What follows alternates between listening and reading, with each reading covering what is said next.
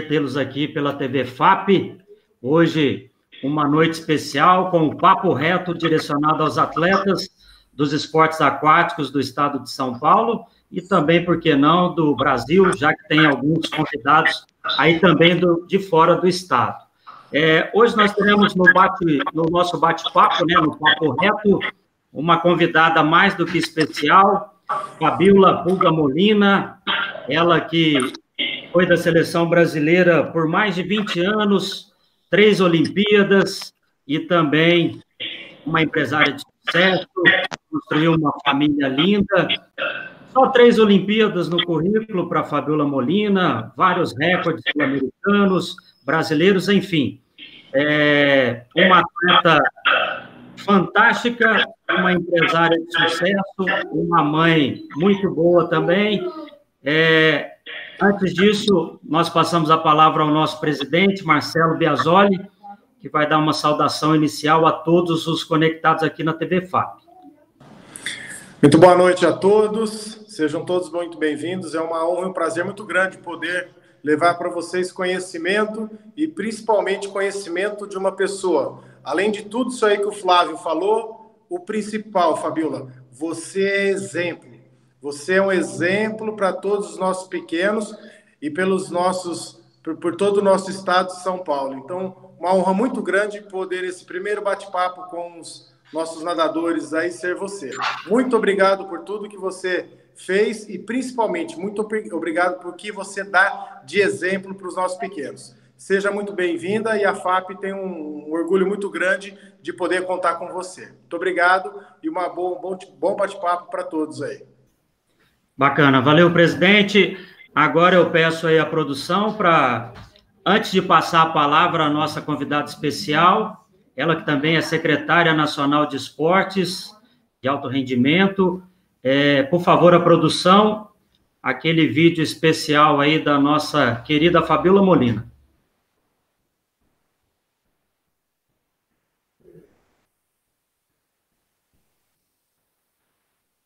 Forçando no finalzinho, para tentar, quem sabe, esse índice olímpico. Fabíola Molina e Love Manadu.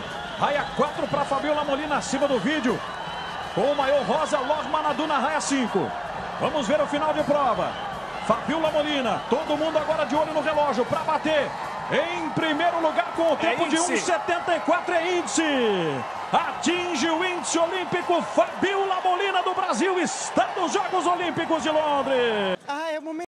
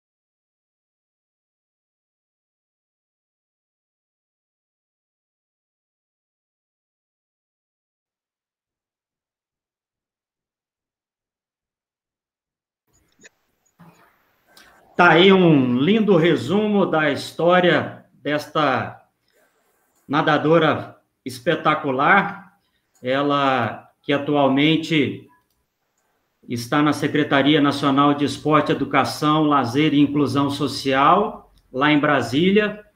Fabíola, muito boa noite, é um prazer recebê-la aqui na TV FAP, neste papo reto com os atletas dos esportes aquáticos aqui do estado de São Paulo. A gente fica muito feliz desta sua gentileza, sempre que chamada pela Federação Aquática Paulista, prontamente já diz o seu sim, não mede esforço para participar das nossas ações. A gente, em nome de toda a comunidade aquática do estado de São Paulo, agradece a sua disponibilidade e aproveita para te parabenizar mais uma vez por toda a sua história na natação brasileira e por quem você se tornou, representando muito bem o Brasil, por mais de 20 anos, são 3 Olimpíadas. Eu passo a palavra para você, porque se a gente for ficar falando aqui dos seus feitos, a gente vai ficar... Eu vou falar sozinho aqui, praticamente por essa hora aí que a gente tem de bate-papo. Então, mais uma vez, só muito obrigado aí, a palavra é toda sua, acredito que a garotada em especial está ansiosa aí por escutar suas palavras nesse momento tão difícil que a gente está passando. Obrigado e boa palestra aí para você. Legal, Flávio. Boa noite, Flávio, né? Boa noite aí ao Maurício, né? Ao Roberto, ao nosso querido presidente, ao Marcelo, a todos os delegados, a todo mundo aí da FAP que está trabalhando nesse momento de pandemia para poder unir os atletas, para poder passar informação, né? Já fizeram reunião com os treinadores, já fizeram reunião com os pais, e agora chegou a vez também dos atletas. Então, eu queria dar uma boa noite a todos vocês, atletas, que estão aqui nesse Dia dos Namorados. Eu também estou aqui, né? O Diogo está lá esperando, o Diogo não vai conseguir entrar para conversar com a gente, que hoje ele está com as meninas, enfim. Mas eu acho que é sempre uma satisfação para a gente que já passou por isso, né? A gente que já foi atleta por tantos anos, né, já teve aí 10 anos, 15, 20, 25, enfim, parei com 37, já passei por essas fases todas e a minha família sempre acreditou a importância da gente conversar, de a gente aprender com os outros, né, meu pai me levava, né, naquela época que eu era criança, para algumas competições, para ver os atletas melhores nadando, como eu sou de São José dos Campos. Então, sempre que tinha algum campeonato em São Paulo, ele me levava lá no Ibirapuera para assistir o Ricardo Prado nadando, né, para tentar um autógrafo, para estar próximo de um ídolo. E hoje eu posso estar aqui conversando com vocês, aí espalhados pelo estado de São Paulo inteiro e até alguns do Brasil, né, com essa tecnologia toda que é maravilhosa. Então, para mim é uma super alegria, uma super honra. Fiquem super à vontade para mandar qualquer tipo de pergunta, né? Eu acho que tem aí um espaço para mandar perguntas. Então, a gente eu vou contar um pouco, conversar um pouco com vocês, mas depois estou super disponível para a gente responder qualquer tipo de pergunta. Deve ter alguns pais aí também, né, acompanhando, então boa noite aos pais também. Essa peça tão importante, né, na formação do atleta. Eu acho que, né, a FAP, com toda a sua experiência e know-how, sempre acreditou nesse tripé, né, eles como gestão e ter, né, os pais, os atletas e os profissionais, sempre essa preocupação. Eu também acredito muito nisso, sempre vivi isso na minha carreira, e aí eu vou contar um pouquinho da minha carreira, mas antes eu queria fazer uma pergunta para vocês, que eu vou responder só no final do papo reto, tá? Mas vocês já vão pensando, e ao longo da história eu vou dando algumas diquinhas. Mas a minha pergunta é a seguinte: qual é o maior poder que nós temos? Então fica aí a pergunta para todo mundo, para vocês já irem pensando, né? Eu sei que tem uma criançada aí que tem uns super-heróis, que alguns heróis têm alguns poderes, outros têm outros poderes. As minhas são pequenininhas, o maior poder para elas a Loise gosta de velocidade, então ela gosta do poder da velocidade também, mas o outro poder que ela gosta é do congelamento, né, que ela gosta da Frozen, então ela gosta de congelar as coisas ficarem paradas. Enfim, mas pensem aí em vocês, né, qual que é o maior poder que nós temos? E aí a gente, né, já deixa essa interrogação aí para vocês. E aí eu vou contar um pouquinho da minha história, porque a gente contando da nossa história, o que a gente passou, né, a gente vai, com as nossas experiências, podendo contribuir. E eu vou falar, óbvio, das coisas boas e também, com certeza, das coisas difíceis que a gente passou e que a gente, principalmente nesse momento de pandemia, está sendo tão difícil para todo mundo, então eu vou fazer algumas correlações entre como eu vivi alguns momentos difíceis da minha carreira com os momentos que a gente está vivendo agora. Então, para quem, assim, né, não conhece a minha história muito a fundo, eu sou filha da Kelsey e do Francisco, os meus pais, que estão lá em São José dos Campos, né, eu nasci em São José dos Campos, comecei a nadar no Sesc quando eu tinha 4 anos de idade, porque eu tinha bronquite. Eu sei que muita gente começa pela bronquite também, e depois segue a carreira, né, e isso é muito bacana. Meus pais, como ex-atletas, eles sempre acreditaram, sempre me incentivaram, então isso foi um fator importantíssimo, assim, da minha história, da minha trajetória. Então, eu sempre agradeço a eles, né, os pais que estão aí assistindo a live, é fundamental esse apoio, né, é um apoio, enfim, de você estar realmente contribuindo. Só de você, acho que ter um filho no esporte, isso já é um grande passo que a gente dá, nesse incentivo ao filho fazer esporte. E vocês que estão aí, vocês que são os atletas, né, agradecer aos seus pais por porem vocês no esporte, quem faz treino de madrugada, os pais que levam no treino de madrugada, que compra comida pra gente ficar forte, enfim, nunca esqueçam de agradecer os pais de vocês, que se não fossem eles, com certeza a gente não estaria aqui hoje. Então, obrigado pai, obrigada mãe, né, adoro agradecer a eles. Também gosto de agradecer aos meus treinadores, porque se não fosse por eles, eu também não teria chegado aonde eu cheguei. E a Zanza foi minha primeira treinadora, digamos assim, que eu me federei, naquela época se federava com 10 anos. Você participava de uma competição chamada Estreante. E aí foi lá no Pacaembu, foi numa piscina de 50, a piscina do Pacaembu é de 50 metros, eu treinava numa piscina de 25. Cara, eu lembro que eu nadei sem borboleta, lá naquela piscina longa que nunca chegava. Nadei todos os 100, nadei o sem costas, o sem peito, o sem livre e o sem borboleta. E foi aquele momento assim, né, o primeiro momento de a gente enfrentar o nervosismo com mais ainda de frente, né, que antes da competição de 25 metros a gente tem alguns nervosismo normal de competição, de prova, mas quando chega numa piscina de 50 metros pela primeira vez, tem um fator medo, né, envolvido. Será que eu vou chegar? Será que eu vou passar vergonha de chegar no meio da piscina e ter que apoiar na raia porque eu não vou conseguir respirar, enfim. Mas deu tudo certo, né, a gente vai vencendo o nervosismo e depois a gente pode se aprofundar um pouco mais nesse tema, que é algo que eu gosto muito, porque quando eu era criança, eu achava que o nervosismo era uma coisa ruim. Então, eu sempre evitava não ficar nervosa. Eu não queria ficar nervosa porque eu achava que era nervosismo, era uma coisa errada. E eu ficava nervosa, eu falei, não posso ficar nervosa, não posso ficar nervosa. Daí eu tinha vontade de fazer xixi, se você tem vontade de fazer xixi antes é porque você está nervosa. Eu não ia no banheiro porque eu não queria fazer, né, mostrar que eu estava nervosa. Isso foi muito ruim, assim, na minha carreira, quando eu estava começando, que vai contra o que a gente é como ser humano, né? Nós temos medos, nós temos ansiedades, e você lutar contra isso, você ignorar isso, na verdade, você achar que isso é ruim, para mim era uma coisa, era muito difícil. Então eu sofri bastante, assim, até eu entender que o nervosismo, tá nervoso, não tem problema, tudo bem, tá todo mundo nervoso, só que a gente tem que lidar com o nervosismo.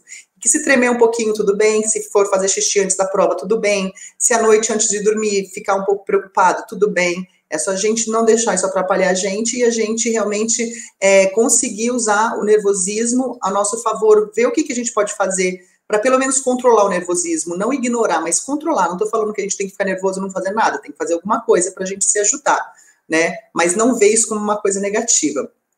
Enfim, com 15 anos eu fui para o meu... Com 13 anos antes disso, eu fui para o meu primeiro campeonato brasileiro infantil, eu fiquei em 13º lugar, só foi 2 pessoas da minha equipe, que foi eu e o Cristiano Cap, nós 2 nadávamos costas, ele foi para a final, eu não fui, mas só de ter ido para o campeonato brasileiro foi assim, super, né, bacana, sair de São José dos Campos, estar no campeonato brasileiro, foi muito legal. Depois, com 15 anos, eu fui para o brasileiro de categoria juvenil, que naquela época era juvenil A e juvenil B, e aí eu já consegui uma medalha, e aí também foi muito bacana, eu fui vice-campeã, e no final do ano eu consegui ser campeã brasileira juvenil. Então, aí eu comecei a despontar mais no esporte, então, com essa idade. E aí, com 16 anos, eu peguei minha primeira seleção brasileira absoluta, fui para os Jogos Pan-Americanos de Cuba. E comecei a sonhar com um dia chegar nas Olimpíadas. Foi aí que nasceu dentro de mim aquela vontade, nossa, um dia eu posso ser uma atleta olímpica. Né, tava lá naquela seleção onde estava Gustavo Borges, Rogério Romero, o Xuxa, eles ganharam medalhas de ouro lá nesse PAN.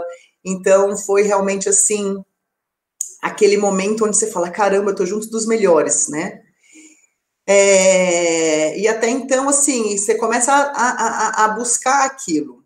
E aí, chegou um sul-americano quando eu tinha 17 anos, que foi um sul-americano que foi no Brasil, foi em Goiânia. Foi em fevereiro, se eu não me engano, foi finalzinho de janeiro, começo de fevereiro. Eu tinha treinado o Natal inteiro, janeiro inteiro, não tinha tido férias, todo mundo. Eu era a única da minha equipe de São José que tinha se classificado para o Sul-Americano. Treinei o verão inteiro, e aí chegou no Sul-Americano, eu piorei meu tempo, e mesmo assim eu fui campeã sul-americana e ganhei das meninas por 2 segundos, no 100 costas, que era a minha prova principal. Eu fiquei muito desanimada com isso, assim, falei, nossa, me esforcei tanto. Primeiro que eu fiquei desanimada que eu não melhorei o tempo, né? E segundo que eu senti que, assim, mesmo eu me nadando mal, ainda eu ganhei, né? O que era uma coisa, que eu acho que é uma coisa ruim, porque você precisa de você, né? Eu perdi meio que a perspectiva. Nossa, na América do Sul inteira, eu tô aqui me esforçando. De repente, eu não preciso fazer tanto esforço para ser campeã sul-americana, mas eu não quero só isso, eu quero chegar um dia nas Olimpíadas. E foi aí que naquela época, eu comecei a pensar na possibilidade de sair fora do país. Então, assim, eu lembro que eu voltei daquele sul-americano, eu lembro quando eu cheguei em casa, assim, né, você chega com as malas e põe as coisas na casa dos meus pais, tinha uma entrada pela lavanderia, daí eu desarrumei a mala, assim, e aí meus pais perceberam que eu estava triste, e aí eu falei assim, e aí a gente conversou, né, eu falei assim que eu estava muito desanimada, e que, né, enfim, não via muita perspectiva, que ou eu ia, sei lá, fazer algum outro caminho, mas que eu não queria continuar daquele jeito, né, que tinha sido muito frustrante aquela experiência. E aí eu fui realmente, assim, meio que refletindo se ir para os Estados Unidos seria o melhor caminho, e junto com os meus pais, a gente falou assim, não, acho que o melhor caminho realmente vai ser ir para lá para você continuar estudando, e lá você vai ter mais competição, vai ser mais competitiva, né, a melhor natação do mundo. E aí foi isso que eu fiz, né, eu falo que eu não ganhei uma bolsa de estudo, porque a gente não ganha as coisas, a gente conquista as coisas. Então, naquela época, foi em 1993 que eu comecei a escrever para as universidades, para tentar uma bolsa. Eu não sabia inglês, então eu escrevi em português, pedia para uma amiga traduzir para o inglês, colocava cartinhas no correio, que na época era cartinhas, e aí demorava, óbvio, um tempão para chegar lá, demorava um tempão para chegar as respostas. Das 20 cartinhas que eu escrevi, eu recebi 5 cartinhas de volta. Duas falavam, né, que tinham interesse em continuar conversando comigo, e 3 falaram que não queriam, né, que, enfim, eu não seria interessante para o programa deles. E aí, com essas 2 cartinhas, eu continuei me correspondendo com eles e acabei indo para o Tennessee. E quando eu fui para lá, eu estudei muito para passar nos testes, né? Eu estudei para passar no SAT, que é inglês e matemática, e no TOEFL, que é para os estrangeiros. Eu estudei para os testes, né? E eu fiquei um ano inteiro estudando. Então, eu passei nos testes, mas o meu inglês era muito ruim, porque eu nunca tinha feito inglês na vida. Então, assim, você aprender muita coisa ao mesmo tempo, você não absorve. Eu sei que eu cheguei nos Estados Unidos e eu sabia muito pouco inglês, então as pessoas conversavam comigo, eu não entendia, eu ia para o treino, eu não entendia, então quando o técnico falava uma série, eu tinha que ficar debaixo d'água olhando o que as meninas estavam fazendo para eu fazer igual. Então eu nunca sabia se tira de 50, de 100, de 200, era um desastre, assim, no começo, né, porque eles falavam muito rápido, então, assim, 850s, fast, strong, kick and drill, e aí eu, tipo assim, ficava viajando, lógico, né. Então, assim, foi bem difícil no começo, e eu falo assim, quando você sai de um ambiente que você está acostumado, que você vai para um ambiente completamente diferente, com uma rotina completamente diferente, você tem essa mudança. E toda mudança, ela cria muitas coisas, e eu acho que é muito o que a gente está vivendo agora nessa pandemia, que de repente, Só que assim, com a diferença que quando eu fui para os Estados Unidos, eu escolhi aquilo, né? Eu escolhi essa opção. Então, isso é um fator importante. Agora, a pandemia que a gente está vivendo, ninguém escolheu isso. É óbvio que também ninguém ia querer isso, mas está acontecendo. Então, todo mundo foi forçado a uma mudança de rotina do nada. Então, de repente, você não pode mais nadar, não pode mais malhar, né? A gente está fazendo exercício físico em casa, mas não pode ter contato com o treinador, com os colegas, não pode, né? A competição que você estava se programando, você não vai poder ir. Então, assim, essa mudança traz muitas coisas para a gente. Na época também trouxe muitas coisas para mim essa mudança, e eu acho que um dos primeiros sentimentos que vem é o medo, né? O medo do desconhecido, o medo do que vai acontecer, o medo a ansiedade também, por exemplo, a ansiedade de você tá ficando fora de forma, de você tá ficando para trás e alguém tá fazendo mais do que você. Enfim, a ansiedade de quando que isso vai voltar, a ansiedade de quando voltar, como é que vai ser. Eu vivia, assim, várias ansiedades lá ao mesmo tempo também, né? As primeiras competições que eu ia, também não sabia o que ia acontecer, não sabia como me comportar. E isso é difícil, não é fácil, né? E eu falo que pelo menos agora aqui no Brasil, pelo menos a gente está se falando em português, a gente está todo mundo se entendendo, menos mal que na época eu nem entendia, eu não entendia. Então foi bem difícil também, e eu acho que uma das coisas assim que pega muito nessa mudança de rotina que a gente está tendo é a questão da identidade, né? A gente tinha uma rotina assim, e você se vê como assim, né? Eu sou atleta de tal clube, eu estudo em tal escola, eu tenho tal roupa, né? Eu me considero aquela pessoa. Quando você não tem mais esses papéis e você só fica em casa, você começa até a se questionar, quem eu sou mesmo, né? Porque você não tem mais aquele convívio, você não tá mais indo para o clube, né? Óbvio, você ainda continua sendo atleta daquele clube, graças a Deus, né? Ninguém, pelo menos, perdeu, digamos assim, o trabalho, né? Vocês, como atletas, pelo menos, ainda, tipo assim, se mantiveram no clube, porque tem outras pessoas que estão em situação bem pior que perderam o trabalho, né? Mas, enfim, existe muito aquela pergunta, né? Quem eu sou agora? E lá, eu lembro que lá nos Estados Unidos eu falava assim, gente, porque assim, no Brasil eu tinha os meus amigos, conversava com todo mundo, enfim, né, era uma das líderes da equipe, estava na seleção brasileira já. Cara, lá nos Estados Unidos praticamente eu não era ninguém, ela era a menina tímida que não falava inglês e que não sabia de nada. E eu me sentia como tipo uma bebezinha, porque eu não sabia falar, eu não sabia fazer as coisas sozinha, porque eu não sabia lavar, né, a roupa, tinha que colocar lá as moedinhas também que eu não conseguia, não tinha carro para ir no supermercado. Então, você conseguir se entender novamente como pessoa é uma coisa muito importante. E aí eu vou depois, daqui a pouco, falar sobre 2003, onde eu tive uma crise de identidade, que esses momentos nos dão essa chance de a gente entender realmente quem a gente é, independente daquilo que a gente faz. E na live da CBDA, que teve aquele para arrecadar os fundos para o Hospital São Paulo, não sei se vocês acompanharam, enfim, mas a Flávia Delaroli, grande nadadora de 50 livre, finalista olímpica nas Olimpíadas de 2004, ela falou assim, eu queria ter tido uma chance de ter tido um break na minha carreira para eu entender algumas coisas sobre mim melhor, né, e eu não tive essa chance, né, ela nunca teve um momento down da carreira dela, assim, né, isso foi depoimento dela, assim como eu tive em 2003, depois eu tive, né, a continuação da minha carreira.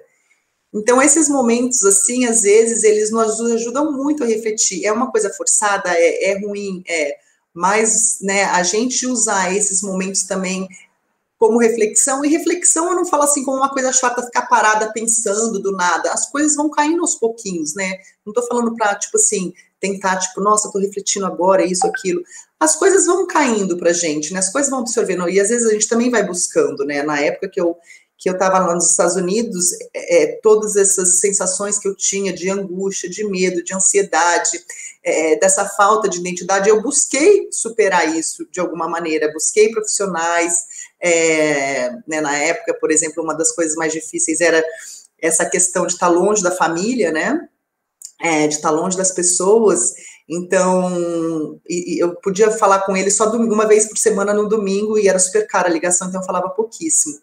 Então, você busca se aproximar das pessoas que estão lá também, você busca algo espiritual que vai te fazer bem. Então, no meu caso, né, eu fui buscar dentro da minha religião algo que fosse me fortalecer internamente.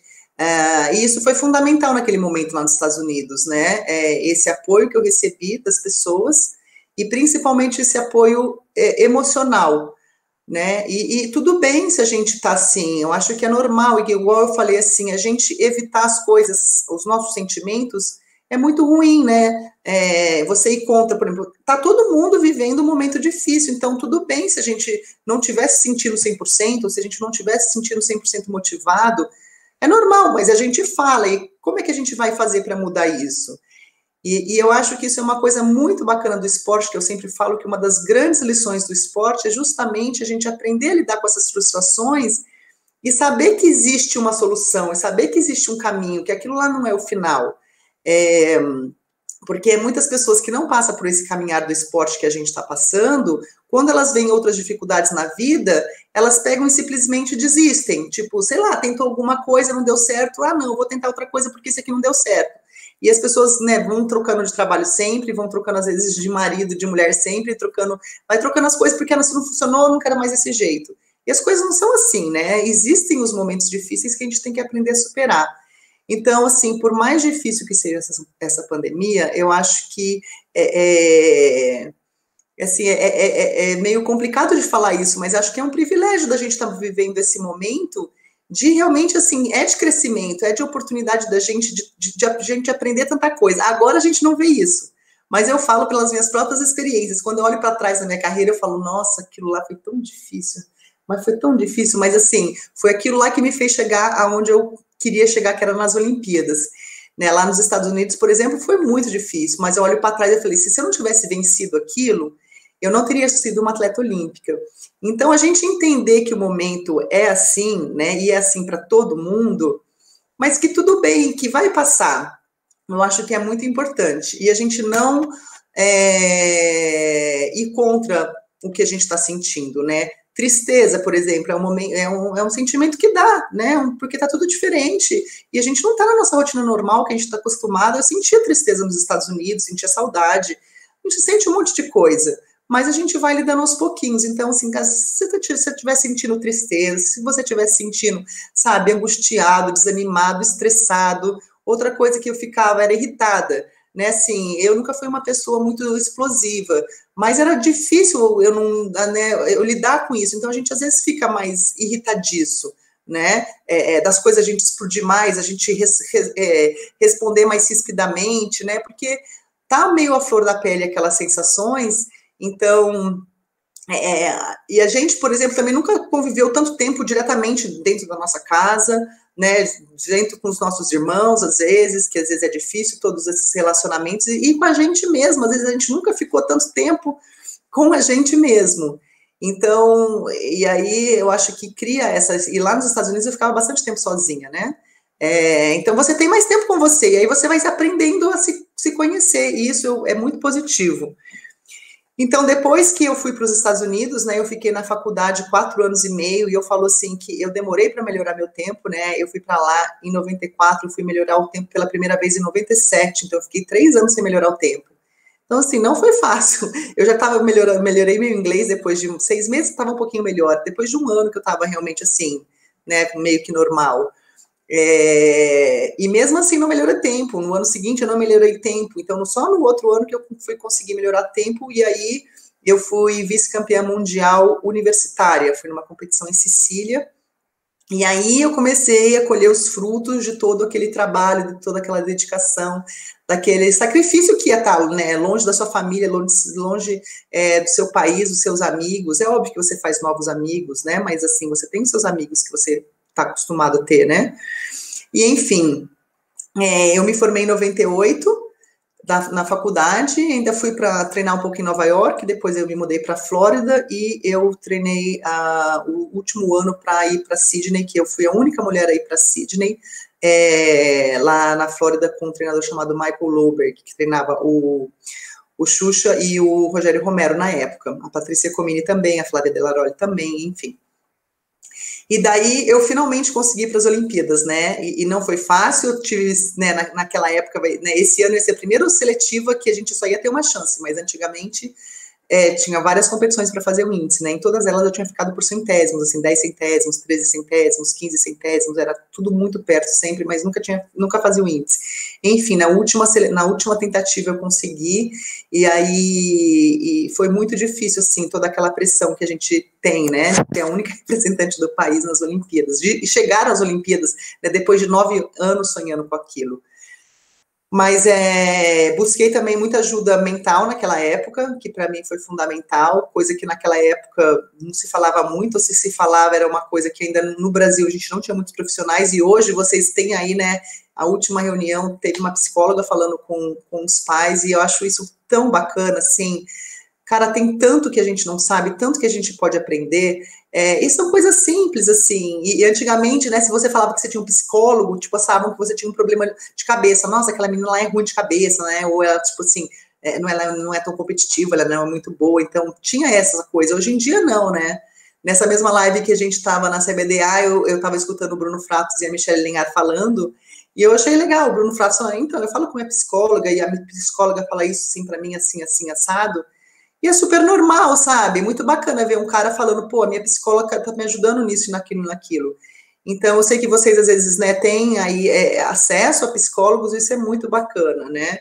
E tem outros profissionais também que ajudam muito, enfim. Eu tô tentando não ser tão detalhista, porque tem muito assunto para falar e tem as perguntas de vocês para responder também. Mas só para, né, a gente conseguir passar a experiência mais como um todo. E daí, 2001, eu fui morar no Rio de Janeiro, eu peguei dengue em abril, e o Troféu Brasil, né, o Maria Lenk, naquela época, o Maria Lenk era o Troféu Brasil, era em maio, eu recuperei da dengue, eu tive 3 semanas para treinar, e eu cheguei no Troféu Brasil, eu fui o melhor índice técnico da competição, só que eu não fiz o índice para ir para o Mundial daquele ano. Eu tinha sido a única atleta brasileira a ir para as Olimpíadas, né? E eu era a única daquela década de 90 inteira que tinha conseguido algum resultado internacional relevante. E eu recebi uma ligação, né, da CBDA falando que eles não iam mais me apoiar como atleta porque eu não estava mais na seleção brasileira. E no mesmo ano o Vasco também não estava pagando a gente, né? Os mais novos aí não lembram disso, mas enfim, né? Naquela época tinha uma mega equipe e aí eles também cortaram os nossos salários. Então, assim, eu como melhor atleta do Brasil, única representante do Brasil nas Olimpíadas, eu perdi tanto o apoio do clube quanto o apoio da seleção brasileira. Mesmo, né, passando por uma dengue e mesmo sendo a melhor do campeonato brasileiro, o melhor índice técnico. Então, assim, foi bem decepcionante, assim, para mim, e eu pensei, né, assim, nossa, tudo que eu fiz não valeu a pena, para que eu me esforcei tanto para chegar ser a única nadadora olímpica, se no ano seguinte eu não tenho reconhecimento nenhum, 0. Então, foi um ano também bem difícil, assim, de reflexão e de entender o porquê eu nadava, né, eu voltei para São José dos Campos em 2002, ainda bem desmotivada, e meus pais lutaram por um patrocínio, né, porque na nossa vida sempre foi assim, os pais correndo atrás de patrocínio, batendo na porta de um de outro, e aí, com esse patrocínio em 2002, eu consegui nadar, né, continuar nadando, mas ainda estava nadando muito mal, né, eu fui para as Olimpíadas em 2000, eu fiz 1,2, e em 2002 eu estava fazendo 1,5, então, assim, eu estava nadando bem devagar, né, 3 segundos acima, e estava bem desmotivada, já pensando realmente em parar de nadar, porque já estava com 27 anos, eu fui para as Olimpíadas com 25, e nisso eu comecei já a pensar em alguma coisa, né, pós-carreira, o que eu ia fazer depois que eu parasse de nadar. Nisso eu fundei, né, a marca Fabiola Molina, junto com a minha mãe, a gente começou a pensar 2002, 2003, para realmente ir fazer todas as pesquisas, toda a parte burocrática, para a gente realmente iniciar em 2004. Mas isso iniciou num movimento em 2002, onde eu pensei que eu fosse parar de nadar. E aí eu falo assim, né, apareceu o Diogo na minha vida, né, meio que o cupido aquático apareceu lá no clube de novo, né, que foi o mesmo clube que meus pais se conheceram, e aí o Diogo, a gente começou a namorar, e como o Diogo foi treinar nos Estados Unidos também, eu só encontrava com ele nas competições. Então, para eu continuar encontrando com o Diogo, eu continuei nadando. Então, a minha motivação naquela época era diferente, era mais para estar perto do Diogo.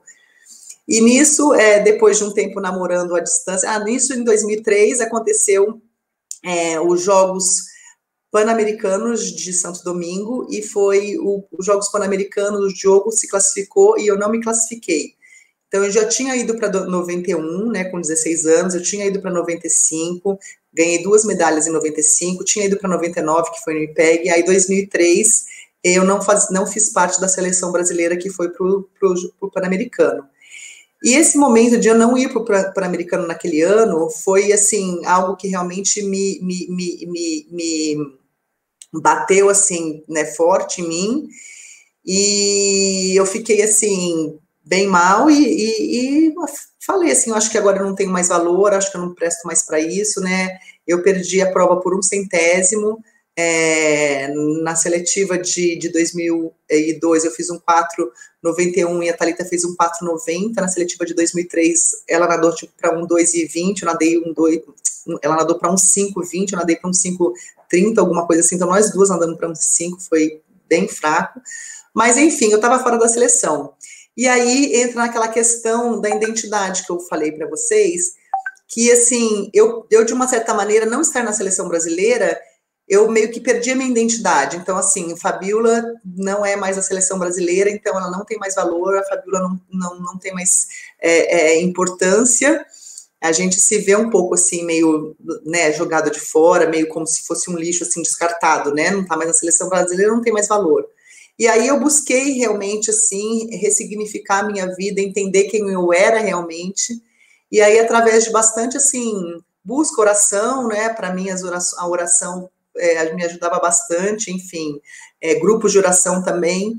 Eu descobri que, assim, eu tinha uma missão, que é a missão de estar na seleção brasileira, ou da missão de estar em São José dos Campos, ou da missão de estar em casa estudando, uma não era mais importante que a outra, eram diferentes missões, e que tudo bem, entendeu? Que, assim, eu era uma pessoa importante, não era o que eu fazia que era importante, era quem eu era que era importante. E aí, quando eu senti isso, porque falar é fácil, mas a gente sentir é diferente, a minha vida depois, assim, né, eu continuei nadando, e enfim, eu falo assim, que a minha vida como atleta, ela se transformou de uma maneira tal, que parece que eu tirei um peso das minhas costas, e eu virei uma atleta muito mais leve, muito mais satisfeita, muito mais feliz, porque é óbvio que a gente se cobra resultado. Eu sempre fui uma atleta, assim, que me cobrava sempre muito, mas eu entendia que, assim, tudo bem se eu chegasse, né, em 4º ou em 9º, óbvio que você não fica feliz, mas eu via que, assim, aquilo lá não era mais importante do que quem eu era como pessoa, e que, enfim, às vezes as coisas não acontecem do jeito que você quer, e tudo bem, bola pra frente, você segue em frente. Então, acho que isso me ajudou demais na segunda parte, que eu falo assim, que a minha carreira teve 2 partes, né? Isso aí me ajudou demais na segunda parte da minha carreira, que foi praticamente de 2004 a 2013, então eu tive mais 9 anos, então eu tive essa chance de ter mais 9 anos nadando com muito mais tranquilidade, com muito mais leveza, porque o importante era fazer o meu melhor, e realmente, se eu desse o meu melhor, mesmo às vezes piorando o tempo, tudo bem, eu tinha essa consciência que eu fiz o meu maior esforço, e, na verdade, as coisas acontecem de uma maneira muito melhor, né? Eu tinha muito mais gratidão também, eu aprendi a falar obrigado para o meu treinador, mais ou menos nessa época, e eu sempre agradeci meu treinador, então isso também me ajudou a me transformar a minha percepção em relação a essa cobrança que eu tinha, né, tão grande.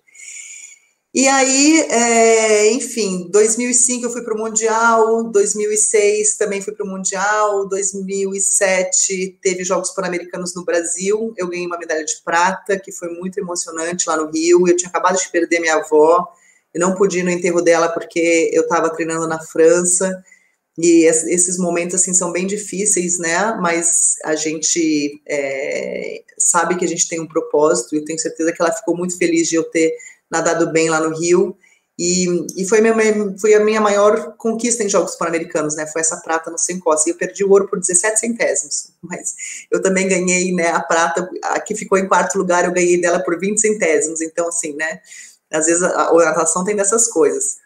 Mas tive um ano maravilhoso em 2008, fui para as Olimpíadas de Pequim, junto com o revezamento, que acho que foi um outro grande sonho realizado, que tanto em 2000 quanto em 2012 eu fui pela prova individual. Em 2008 eu também fiz o meu índice individual, mas a gente conseguiu classificar o revezamento 4x100 medley, que foi muito bacana. Acho que pra gente, como natação feminina, né? 2009 nadei super bem também, 2010... E as pessoas perguntam, né? Eu acho que como é que a gente continua melhorando sempre? Eu acho que esse momento agora de pandemia que a gente está também vivendo, a gente tem que estar sempre se reinventando, a gente tem que estar sempre se recriando. É óbvio que o que dá certo, você continua investindo, mas sempre tem alguma coisinha que você pode melhorar. Então, eu sempre melhorava alguma coisa, e a gente sempre bolava alguma coisa nova, fazia algum treinamento diferente, para realmente ir um pouco mais além, né? Você não consegue ir além se você sempre faz a mesma coisa.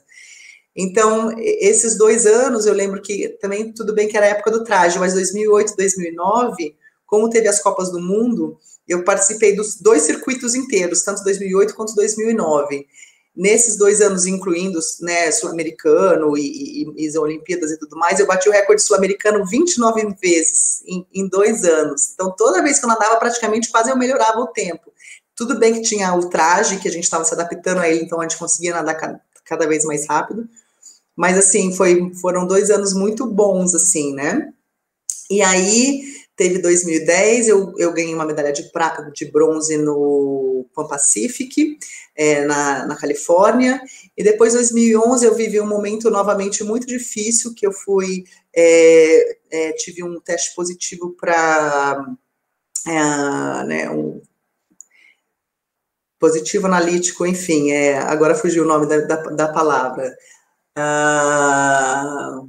enfim, fugiu. Mas eu não pude, né? Eu tive uma sentença que eu tinha que ficar sem competir por 2 meses, e depois eu tive que fazer um julgamento na Suíça, e fiquei, né? E lá eu tive que ficar sem competir mais 4 meses. Então, assim, foi muito difícil passar por aquele momento, assim, algo que eu nunca esperei que fosse acontecer na minha carreira. Não vou entrar aqui em detalhes, quem quiser conversar comigo, eu converso super abertamente sobre isso, estou super à disposição, quem quiser perguntar mais também. Mas foi um momento assim, e até quando, né, vocês viram o vídeo, e eu falo, né, nossa, 2011 foi um ano tão difícil, foi relativo a isso, né, e foi tudo muito diferente na minha vida naquela época também. E ao mesmo tempo, a gente perdeu o nosso treinador aqui no Brasil, a gente teve que ir para os Estados Unidos novamente, para uma outra equipe que a gente não conhecia. Então, esse turbilhão de problemas acontecendo e eu mudando de equipe, né, para a gente ter a última chance de 2012, era a última chance de a gente ir para as Olimpíadas, porque eu ia estar com 37 anos, né, Rio 2016 eu sabia que eu não porque eu não teria condições físicas, porque acho que condições físicas a gente tem, mas eu queria ser mãe, então, né, é melhor tentar ser mãe antes dos 40 anos. Então, era a minha última chance. E enfim, também foi algo que, assim, você tem que se adaptar naquele momento a algumas coisas que não estão dentro do seu controle, né? E você não sabe por que as coisas aconteceram, mas você está vivendo aquilo. Então, eu me lembro, assim, que eu não teve um dia que eu não treinei, né? O que eu pude fazer que dependia de mim, eu fiz. No dia que eu tive a notícia, no dia seguinte, quando eu cheguei no Brasil, porque quando eu recebi a notícia eu estava na França, nenhum dia eu deixei de fazer o que eu tinha que fazer, mesmo às vezes, né, não tendo treinador do lado. E que é um pouco que a gente está passando hoje, né? Eu sei que as equipes estão fazendo treinos online, alguns treinos físicos, eu acompanho o pessoal lá de São José, alguns treinos deles, o pessoal aqui de Brasília também está treinando em conjunto, eu sei que quase todo mundo está treinando em conjunto, assim, online, né?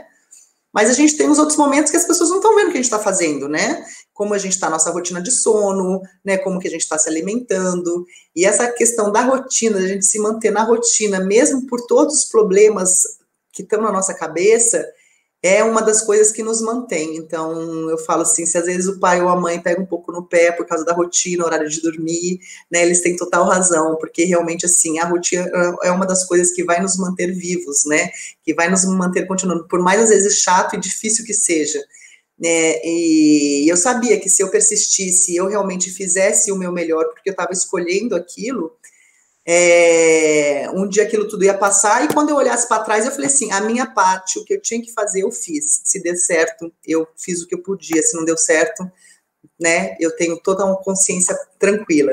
E daí, né, aquela prova foi quando eu fiz o índice para Londres, né, eu não consegui pela manhã nas eliminatórias, né, eu tinha tentado 100% de manhã e não consegui, e aí à noite eu fiz o índice, e a gente olha para trás, a gente faz, tipo assim, tudo que a gente passou, assim, vale a pena, todo o sacrifício, todos os momentos de dúvida, de incerteza, de medo, de angústia, de solidão, de tudo que a gente passa, porque, assim, não é um mar de rosa. Eu falo assim, gente, a gente não chegou lá porque foi fácil, entendeu? É sempre bem difícil, né? Desculpa, assim, se eu me emociono às vezes quando eu falo isso, mas E, assim, eu sei que todo mundo que está já está numa Federação Aquática Paulista, já está competindo, já está nesse nível.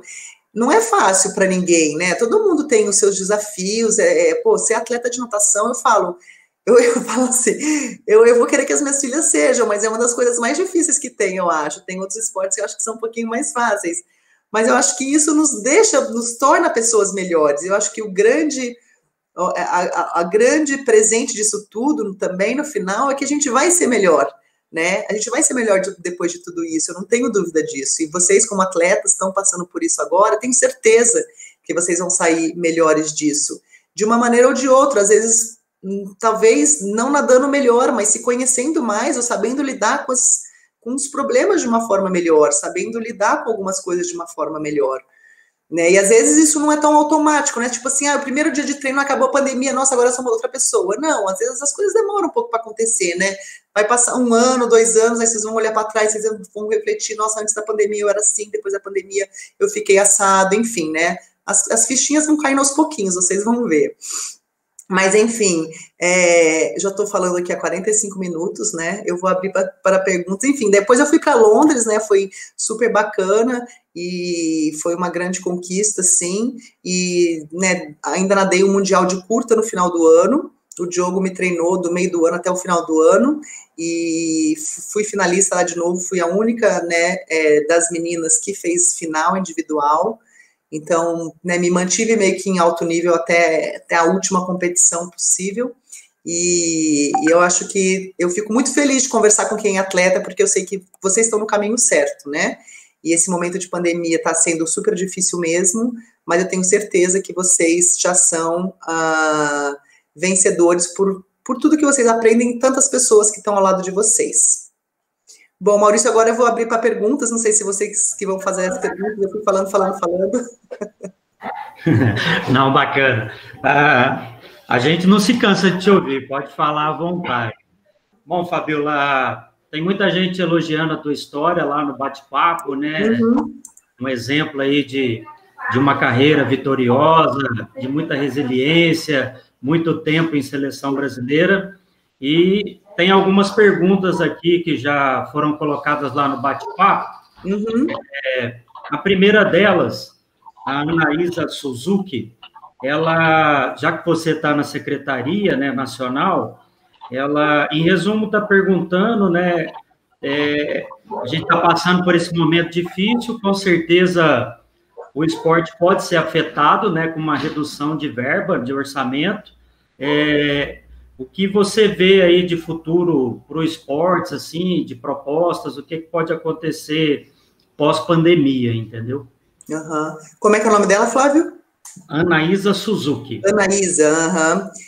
Anaísa, assim, eu sempre fui uma pessoa mais para positiva do que para negativa. Eu acho que, com certeza, assim, se fala em corte de verba e tudo mais, mas, assim, eu acho que a gente ficar pensando só no futuro, né, eu não sou esse tipo de pessoa. O que vai acontecer o ano que vem, né? Óbvio que a gente tem que se planejar, a gente tem, né, todo um planejamento, tem todo um orçamento, mas as coisas, né, estão acontecendo, continuam acontecendo, né? Lá na secretaria que eu estou, as coisas continuam acontecendo. Eu acho que, às vezes, por exemplo, assim, é pior se você tem uma gestão que não sabe gerir aquele dinheiro, você pode ter muito dinheiro, mas não usa para as coisas certas, não adianta você ter dinheiro. Então, né, eu vejo que hoje o nosso secretário especial, o Marcelo Magalhães, ele é uma pessoa que valoriza muito o profissional da educação física, quer fazer várias ações diferentes, Tem muitas coisas hoje em dia que a gente pode fazer diferente, que às vezes não precisa só de verba, né? Com certeza a verba é importante, né? Não estou falando isso, mas eu acredito na reinvenção, né? Eu acredito que na união das pessoas. Eu vejo essa pandemia, uma das grandes coisas que está trazendo é a união das pessoas. E eu acredito no caminho da união. Se as pessoas continuarem separadas, né, as entidades, os órgãos separados, né, as coisas é muito mais difícil de evoluir. Então, hoje em dia, por exemplo, a gente consegue fazer reuniões com vários entes de vários estados com maior facilidade, que antes era tão difícil, mesmo tendo às vezes tecnologia, não se fazia. Então, hoje a gente recebe feedback, informações e conhece, né, às vezes, planejamentos estratégicos de diferentes entidades onde a gente possa contribuir, que antes a gente não tinha acesso. Então, eu vejo muito por esse lado positivo, assim. Com certeza não vai ser igual, eu acho que é impossível isso. É igual as pessoas falaram, nossa, a natação do Brasil vai ser, quando que vai ser igual dos Estados Unidos? Eu falo, nunca, gente, a natação do Brasil nunca vai ser igual. Pode ser melhor um dia, enfim, mas igual não vai ser, né? Porque os países são diferentes, as realidades são diferentes, cada ano é diferente. Então, o ano, né, o esporte, o mundo pós-pandemia vai ser diferente. Eu acho que é um dia de cada vez, mas eu vejo com muito bons olhos, porque eu acho que o importante são as pessoas, né? Eu acho que tudo acontece com as pessoas. Então, você tendo as pessoas certas nos lugares certos, né, fazendo as coisas certas, e aí eu vejo grandes possibilidades das coisas continuarem acontecendo. Bacana, a gente vai ter que se acostumar com um novo normal, né? Uhum. Como você bem disse, ontem mesmo a gente teve uma ação em conjunto da 4ª e 8ª regiões do estado de São Paulo, mais de 150 atletas petis e infantis fazendo um treino físico através dessa mesma ferramenta que é o Google Meet. Então, é uma coisa que anos atrás era impossível, e hoje várias pessoas em cidades diferentes fazendo uma integração via Google Meet. Isso veio para ficar e a gente vai ter que se acostumar com esse novo mundo normal que nos espera. Maurício, agora faz a segunda pergunta aí para você, Fabiola. Vamos lá, Fabiola. Newton Ferreira é um pai, tá? Ele mandou um baita de um elogio para você aqui. Eu vou estar descrevendo o que ele passou para você aqui, ó. Um texto desse tem que ser só de uma pessoa maravilhosa e humilde como é a Fabiola Molina. Parabéns, sucesso nesse novo desafio e na política. Também já emendou uma pergunta para você aqui, ó. Ele quer saber, Fabiola, o que você pensa ou imagina se a sua filha poderá seguir a mesma trajetória que você na piscina? Bom, Fabiola, só completando, o Newton Ferreira, além de pai, ele é técnico de natação de uma equipe em São Joaquim da Barra. A filha nada, a família inteira é envolvida com a natação. Que legal, Newton. Obrigada pelo elogio, Newton. E parabéns aí pela profissão, pela família. Eu acho que seguir a mesma carreira, só assim, né, eu sou casada com o Diogo, que também foi atleta olímpico de natação, ele foi para Atenas 2004, nadava Merlin, e a gente vai incentivá-las na natação e algum outro esporte. Eu falo assim, se elas gostarem de tênis, elas vão fazer natação e tênis. Se elas gostarem de vôlei, elas vão fazer natação e vôlei. Se elas gostarem de ginástica, elas vão fazer natação e ginástica, enfim. Acho que é muito importante, assim, né, o incentivo e, né, não deixar desmotivá-las. Elas são bem pequenininhas no momento, elas têm 3 anos e 5 anos, elas gostam de água, assim como acho que todas as crianças, né, geralmente gostam bastante de água. O importante é ser lúdico no começo, ter brincadeira, e a criança gostar. Acho que o mais importante é ela pegar gosto pelo esporte, né? E elas gostarem. Eu acho que quando elas veem os pais fazendo também aquilo, elas acham legal. Então, por exemplo, quando a gente entra na piscina, a gente nada, nossa, como nadar rápido, mais rápido que sereia, mais rápido que tubarão, enfim. Então, acho que esse exemplo é uma coisa muito bacana, né? Você vê, então, acho que a sua filha, por exemplo, né? Ver você trabalhando com aquilo, né? Óbvio que tudo dentro de uma cobrança normal, daquela questão de você não esperar tanto também da criança, é muito bacana. Eles olham pra gente, nós somos os heróis deles, né? Então, assim, eles vendo a gente fazer aquilo, eu acho muito legal. Eu falo assim, uma das coisas, eu já malhava antes em casa, né? Mas acho uma das coisas bacanas dessa pandemia, por exemplo, quem nunca malhou em casa, que hoje está fazendo exercício dentro de casa e que tem criança, cara, eu acho isso muito positivo, porque a criança está vendo o pai fazendo exercício, porque às vezes nunca viu o pai fazer nenhum exercício, vê o pai suando, vê o pai, né, às vezes tendo dificuldade. caramba, meu pai também, tipo assim, não, essa é difícil, respira difícil, enfim, e veio e quer fazer junto. Eu acho que é uma memória afetiva muito bacana. Nossa, meu pai faz exercício, também vou fazer exercício. Então, eu penso assim, para elas, o importante, acho que vai ser incentivar, se elas forem, enfim, né, seguir o mesmo caminho, não tem como a gente, não tem como a gente prever, mas acho que é importante a gente dar todas as condições, principalmente, eu acho que emocionais, né, acho que o pai tem uma grande missão, né, da gente preparar grandes pessoas. Eu acho que para mim, óbvio que vai ser muito mais importante ela ser uma grande pessoa do que uma grande nadadora. Eu acho que tudo começa você sendo uma grande pessoa, ela sabendo, né, respeitar os amigos, respeitar o professor.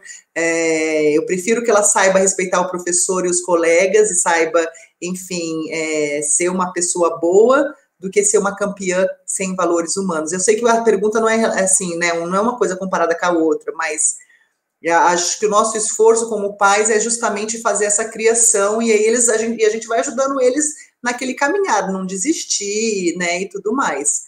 Mas eu torço que elas sigam o caminho do esporte. Se elas forem atletas olímpicas, a gente vai ficar super feliz também.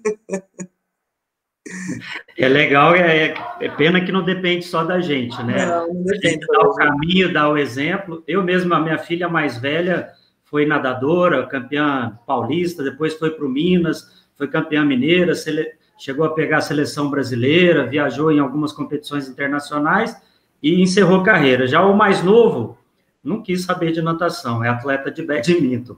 Uhum. Paciência, fazer o quê? Betão, manda aí a terceira pergunta da Brenda aí para a Fabiola. Vamos lá. Fabiola, Brenda Salles Costa. Ela fala assim, Fabiola, meu pai nadou com você no Chico Piscina de 90. Né? O pai dela é o César, né? O Carlos César Costa. O que você lembra do Chico Piscina? Essa é a pergunta que ela faz. Oi, Brenda, tudo bem? Ai, que legal. Manda um abração pro seu pai. Não sei se ele está acompanhando aí, mas manda um abraço para ele. Eu tive 2 momentos de Chico Piscina. O primeiro momento, quando ele não era ainda interestadual, né? Ele era... As cidades participavam, eu acho, né? Eu lembro que tinha uma camisetinha cor-de-rosa e a gente participava como clube, Associação Esportiva São José, eu lembro, e devia ter uns 12 anos, porque minha primeira medalha foi em 87. Então, era um campeonato um pouco diferente, mas era muito legal, porque a gente ficava em alojamento naquela época, né? Então todo mundo dormia em escolas, e já era muito festivo, né? Eu lembro da gente comendo os leite condensado, não, como é que é o de famoso? Não é leite condensado? Da vaquinha? É o mocoquinha? Doce de leite. O doce de leite.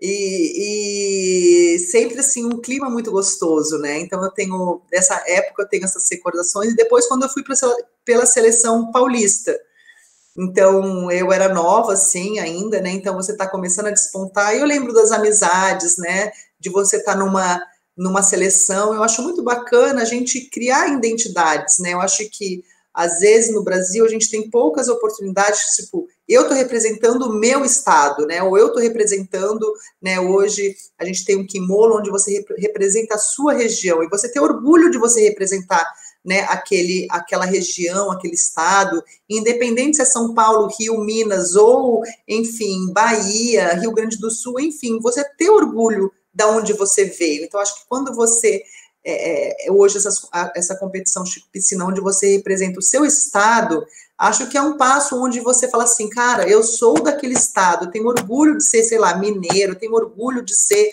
paranaense, né? O Diogo, ele é do Paraná, e ele falou que todas as provas dele, ele sempre pegava em 4º lugar. E aí o revezamento, eles tinham lá uma chance, e sempre ganhava, né? São Paulo, Minas, enfim, Rio. Cara, e o Paraná ficou em 3º numa competição lá. Foi a única medalha, acho que, de Chico Piscina que ele ganhou. Ele falou assim, eles vibraram tanto por ter ganho uma medalha pelo Paraná. Então, eu acho isso muito legal, assim, eu acho que resgata aquela identidade que eu estava falando, assim, nossa, eu pertenço àquele estado, e você vai se orgulhando daquilo. Então, eu lembro do uniforme que a gente recebeu, eu lembro das cores, eu lembro, de estar numa seleção com as pessoas que já eram fera na época, foi muito legal, assim, tenho ótimas recordações do Chico Piscina, e eu, nossa, adoro essa competição. Bacana. Agora, o Enzo Lino, ele pergunta, na sua opinião, como você vê o retorno às piscinas depois da pandemia? Uhum. Bom, como eu já falei, vai ser um retorno diferente, né? A gente já viu algumas postagens de algumas piscinas que estão voltando. Eu vi do Curitibano, né? Que há uns 2 dias voltou, né? 2 por raia, cada um numa cabeceira, né? Então não param no mesmo lado. Às vezes eu sei que tem equipes que estão fazendo turnos, né? Sei lá, uma equipe treina, sei lá, num horário, outra equipe treina num outro horário para poder caber todo mundo. Então vai ser um pouco diferente, né? Mas, e nem eu falei assim, acho que a gente tem que fazer o melhor daquela oportunidade, a gente tem que, não é porque é diferente que é pior, eu acho que a gente também tem um pouco dessa coisa assim, sabe, eu sempre fiz desse jeito, tem que continuar sendo desse jeito. Não, às vezes o diferente pode ser melhor do que era antes. Eu estava até falando assim, né, porque lá em São José a piscina era de 25, com 6 raias só. Cara, os treinos, eles eram sempre um atrás do outro, todo mundo batendo no pé do outro. Agora que você vai ter espaço... Quando eu fui para os Estados Unidos, você tinha uma piscina enorme para você treinar, porque eles dividiam a piscina de 50, né? A gente treinava em jardas. Então, cara, era 3 atletas por raia. Cara, e o treino rendia muito mais do que quando era todo mundo um em cima do outro. Então, assim, eu acho que, assim, ter espaço é uma coisa muito boa. Eu acho que você conseguir, assim, porque, por exemplo, assim, até a gente acha ruim quem fica pegando vácuo, né? Cara, você sai e fica outra pessoa lá atrás de você pegando vácuo. Cara, quem tá pegando vácuo não tá fazendo a mesma força que você que tá na frente. Então, assim, treinar no vácuo não é uma coisa legal. Você tá se enganando, de uma certa maneira, se você quer sempre treinar no vácuo, né? Eu lembro de uma série que a gente fazia 3 de 400. Cara, a pessoa fazia, tipo, um tirinho de 50 só pra ficar no vácuo e depois ficar no de boa o resto do tiro de 400. Cara, chegava na competição, é óbvio que a pessoa que estava na frente ia bem, a pessoa que estava no vácuo não ia bem. Então, assim, hoje, agora, com a pandemia, não vai ter mais vácuo para ninguém. A pessoa vai ter que, né, ser forçada a nadar sem vácuo. E eu acho, assim, sabe, você ter espaço, você poder se observar mais, porque às vezes, né, o treino tem tanta gente, você está sempre preocupado com alguém que está do teu lado, se está ganhando, se não está ganhando. Então, assim, eu sempre vejo o lado positivo das coisas. Eu vejo, sabe, tem as coisas, as incertezas. Eu acho que a piscina é um dos lugares que, pelo menos a questão do medo, nossa, será que, né, eu vou estar pegando coronavírus, que tem aquela questão das pessoas, né, eu estou sempre dentro de casa para me proteger e tudo mais, agora eu vou ter contato com outras pessoas, como é que vai ser aquilo, mas na piscina eu acho que é onde você está sempre limpo, é onde a gente tem menos medo, digamos assim. É óbvio, você tem o vestiário e tudo mais, todo mundo vai tomar os devidos cuidados, e acho que os atletas são muito disciplinados quanto a isso, então acho que eu não veria problema. Então eu vejo que, na verdade, eu acho que vai ser uma coisa positiva. Legal.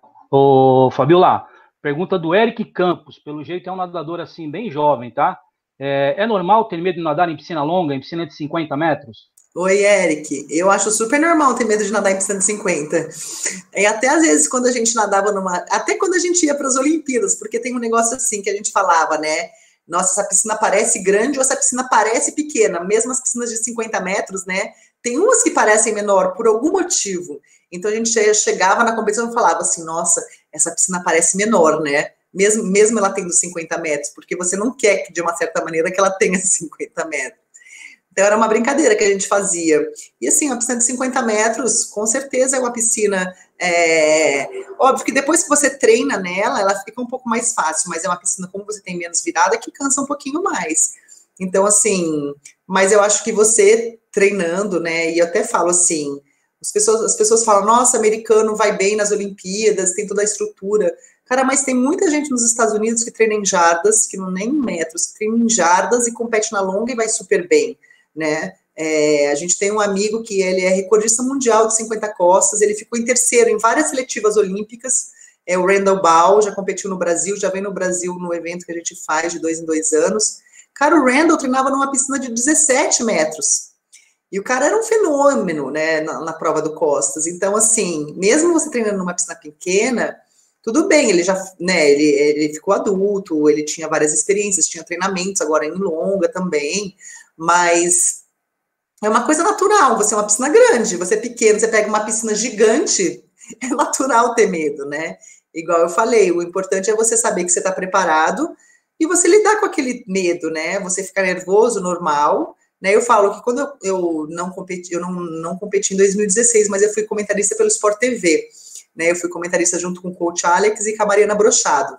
E eu sempre era a terceira a comentar. Então, todo mundo já tinha falado um monte de coisa, porque, né, o coach Alex sabe tudo na natação, a Mariana já trabalhava no Sport TV, e depois vinha a Fabiola para falar. Então, eu tinha que ficar observando outras coisas que eles não falavam, porque não pode repetir o que eles falam também, né? E aí, enfim, o Michael Phelps foi nadar o 200 borboleta no Rio, né, é o Michael Phelps, né, depois de, enfim, 8 ouros olímpicos em 2008, né, de ter nadado mais ou menos em 2012, enfim, né. Cara, quando o Michael Phelps foi pôr o óculos no 200 borboleta, a mão dele tremia. Eu falei, gente, se o Michael Phelps treme no 200 borboleta, que é a prova dele, que inclusive ele ganhou, cara, foi assim muito nítido, ele colocando o óculos e a mão tremendo. Eu falei, se o Michael Phelps treme, todo mundo pode tremer, gente, tá tudo bem. Ele foi lá e ganhou a prova, então, tipo, não tem problema tremer, entendeu? Então eu falo isso. Você tá com medo, não tem problema ter medo. É importante você, na hora que você cai na água, você tá focado para você fazer o que você precisa, você sabe a sua estratégia, né? Eu acho que um dos grandes problemas do nervosismo é você gastar muita energia no começo da prova, que geralmente é isso que acontece. A gente fala isso muito em revezamento, o pessoal gasta, né, tá muito empolgado, tá muito nervoso, então gasta muita energia no começo da prova e não sobra no final, e o final não é quem tá na frente no começo da prova, mas quem no final termina a prova, né, na frente, enfim. Então, acho que é super normal, né, não sei quantos anos você tem, mas vai trabalhando esse nervosismo, que ele faz parte, vai te acompanhar o resto da vida. Próxima pergunta aqui, Fabiola, pelo apelido, deve ser Matheus o nome dele. Ele quer saber se você teve muitas lesões na sua carreira. Olha, eu não tive muitas lesões. Quando, até os meus 15 anos, eu não fazia muita parte física. Naquela época, não tinha muita esse tipo de metodologia, né? Os treinadores ainda, né? E também acho que meus treinadores me preservaram bastante.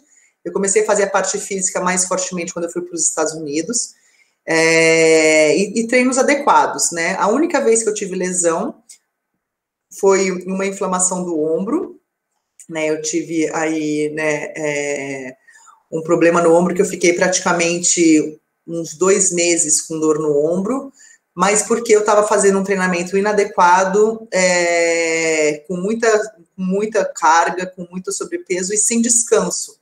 Então, assim, foi pelo treinamento, né, porque o resto, né, eu tive 22 anos na seleção brasileira, e só quando eu treinei, né, nesse local que eu tive problema no ombro. Então, graças a Deus, eu tive pouquíssimo problema no ombro. O Diogo, meu marido, ele teve problema também lá nos Estados Unidos, quando ele estava na universidade. Ele teve primeiro problema no ombro, e aí ele só tinha que ficar batendo perna por, tipo assim, 7, 8 meses. Depois ele teve problema no outro ombro, então ele ficou mais 7, 8 meses também só batendo perna. Então, assim, eu acompanhei a lesão dele. E, assim, o que salvou ele foi a prevenção, que também antigamente não se fazia prevenção de ombro, não fazia o elastiquinho, né? Aquele assim, você faz a borrachinha, né? 5 minutos de prevenção. Cara, ele começou a fazer isso, curou a lesão dele, nunca mais ele teve problema no ombro, né? Óbvio que tem outros tipos de lesão, na coxa, enfim, quadril, virilha, enfim, né? Mas geralmente o mais comum é no ombro. Mas hoje em dia é super importante, mesmo você não tendo lesão nenhuma, você fazer os 5 minutinhos de prevenção, né? Acho que hoje tem os fisioterapeutas que trabalham bastante, acho que essa questão, mas eu mesmo não tive. O que me ajudou na época, eu fui buscar, né, eu estava na véspera de um brasileiro que classificava para o Pan-Americano de 99. E aí eu não conseguia levantar o braço, né? Nesse brasileiro eu nadava 4 provas, né? Eu nadava o 100 costas, o 200 costas, o 200 medley e o 400 medley. E eu tinha chance de me classificar para as 4 provas. Cara, eu lembro que eu estava num aquecimento, eu estava meio que batendo perna, isso da competição já, não tinha começado, era só o treino, todo mundo treinando um dia antes da competição. Cara, deram um chute no meu ombro machucado, que eu saí da piscina. Eu falei, agora ferrou de vez, o meu ombro já não levantava, agora depois dessa pernada que eu levei.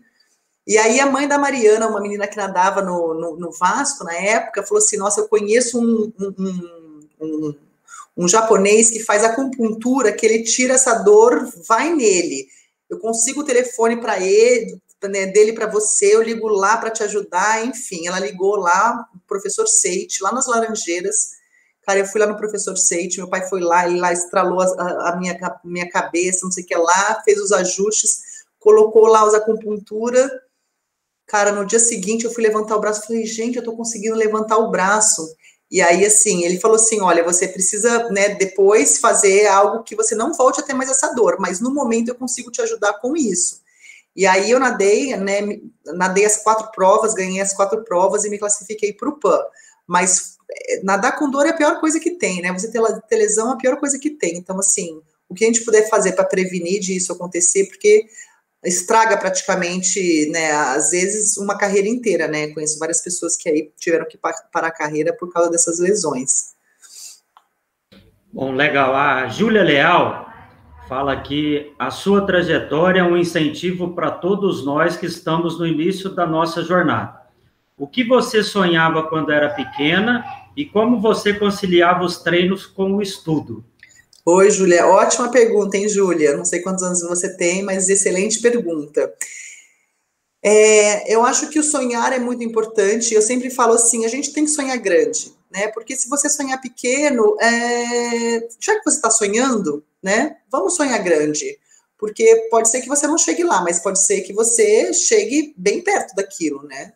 Então, eu quando era menor, assim, antes de ser atleta, a Júlia tem 13 anos, ó, a belezinha.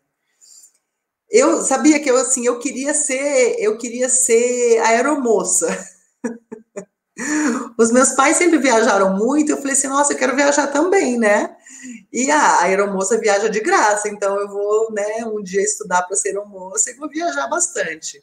Até que eu comecei, né, na natação, já comecei a viajar, já dentro do Brasil, já fui para algumas competições, era difícil, né, tipo quando a gente foi para Goiânia, nesse campeonato brasileiro que eu falei, cara, a gente, para conseguir viajar de avião para lá, teve que fazer vaquinha, conseguir dinheiro, enfim, né, mas a gente foi para Goiânia, a gente ficou até hospedado lá no Hotel Fazenda, que foi muito legal, até a gente falou assim, caramba, estou no Hotel Fazenda, né,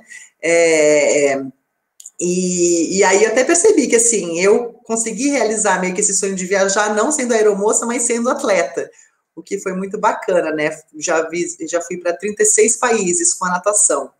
E eu acho que, assim, essa questão da gente correr atrás dos sonhos, ela é muito importante, né? Por mais difícil que ele possa parecer, a gente não pode deixar de sonhar. E as pessoas, às vezes, elas falam muita coisa, você é muito baixinha, você é muito magrinha, ou você não nasceu para isso, né? Eu, na época, eu era bem magrinha, assim, né? Mas aí eu fui nadar costas, precisa mais de técnica, enfim. Os meus pais, eles sempre me incentivaram, né? Eu também nunca tive nenhum treinador que me desestimulou. Mas o Diogo, eu até falo, assim, abertamente sobre isso, porque o próprio treinador, ele encontrou com a gente uma vez num posto de gasolina e falou assim, Diogo, você lembra daquela vez que eu falei para você que você era desengonçado, que você não tinha jeito para isso? Eu me arrependo muito daquilo que eu falei para você. Então, assim, às vezes a gente ouve coisa até do nosso treinador, né? E ele, naquela época, tipo assim, ele falou assim, não quero saber que esse treinador perdeu, eu vou fazer o meu melhor, e enfim, né? O Diogo foi progredindo também na realidade dele e chegou um dia nas Olimpíadas. Então, assim, infelizmente, às vezes, tem pessoas que, né, e às vezes não é por maldade, sei lá, às vezes as pessoas falam por falar, né, algum colega, ou enfim. Então, assim, a gente tem que perseverar nos nossos sonhos e tentar de todas as maneiras. Às vezes, os nossos sonhos não se realizam de um jeito, se realizam de outro. Naquele papo também da CBDA que teve, né? Nessa live eu aprendi um monte de coisa da CBDA. Quem participou foi a Tatiana Parmigiano, hoje ela é ginecologista, né? Ela é médica, ginecologista da seleção brasileira, e ela sempre sonhou ir para as Olimpíadas, um sonho dela, a irmã dela era judoca, e a irmã dela foi nas Olimpíadas, né, pelo judô. Cara, ela falou assim, eu não realizei o meu sonho de ir para as Olimpíadas como atleta, como nadadora, mas eu fui como médica, eu já fui a 2 Olimpíadas como médica. Então, cara, isso é muito legal, tipo, eu fico emocionada de saber dessas histórias, entendeu? Tipo, cara, às vezes você não vai como atleta, às vezes no talento, às vezes as condições, ou às vezes, enfim. Cara, ela estudou e ela falou assim, não, eu amo esporte, eu quero trabalhar com isso, eu quero um dia chegar nas Olimpíadas, cara, e ela chegou como médica. Então, eu acho isso sensacional, sabe? Não desista nunca do seu sonho. Pode não acontecer de um jeito, mas às vezes acontece de outro, às vezes acontece melhor até do que você imagina, né? Então, a gente também entender alguns movimentos que a vida vai nos levando, igual eu não fui aeromoça, mas também viajei. Então, eu acho que é isso importante, né? A gente sempre sonhar, sempre querer um pouco mais, né? Chegar lá. E aí eu acho que o estudo tem uma parte fundamental disso. Você só vai conseguir alguma coisa, né, no meu ponto de vista, se você está sempre buscando informação, conhecimento e crescendo, né? Eu acho que quando a gente é criança, a gente, assim, né, tem uma obrigação, digamos assim, de ir para a escola, mas não é uma obrigação, na verdade, é para nossa formação. E a gente, né, existem estudos, né, científicos que comprovam isso, que o esporte ajuda no desempenho escolar, né? Na verdade, o esporte ajuda em muitas coisas, mas principalmente no desenvolvimento escolar, tanto na parte física da oxigenação do cérebro e do hipocampo, que é onde a gente tem o aprendizado e a memória, quanto de todos os outros aspectos que a gente vem falando aqui, que são das habilidades que a gente aprende como atleta, né? Então, assim, o esporte ajuda muito no estudo e não pode andar separado, eles têm que caminhar juntos, assim como o estudo ajuda no esporte, né?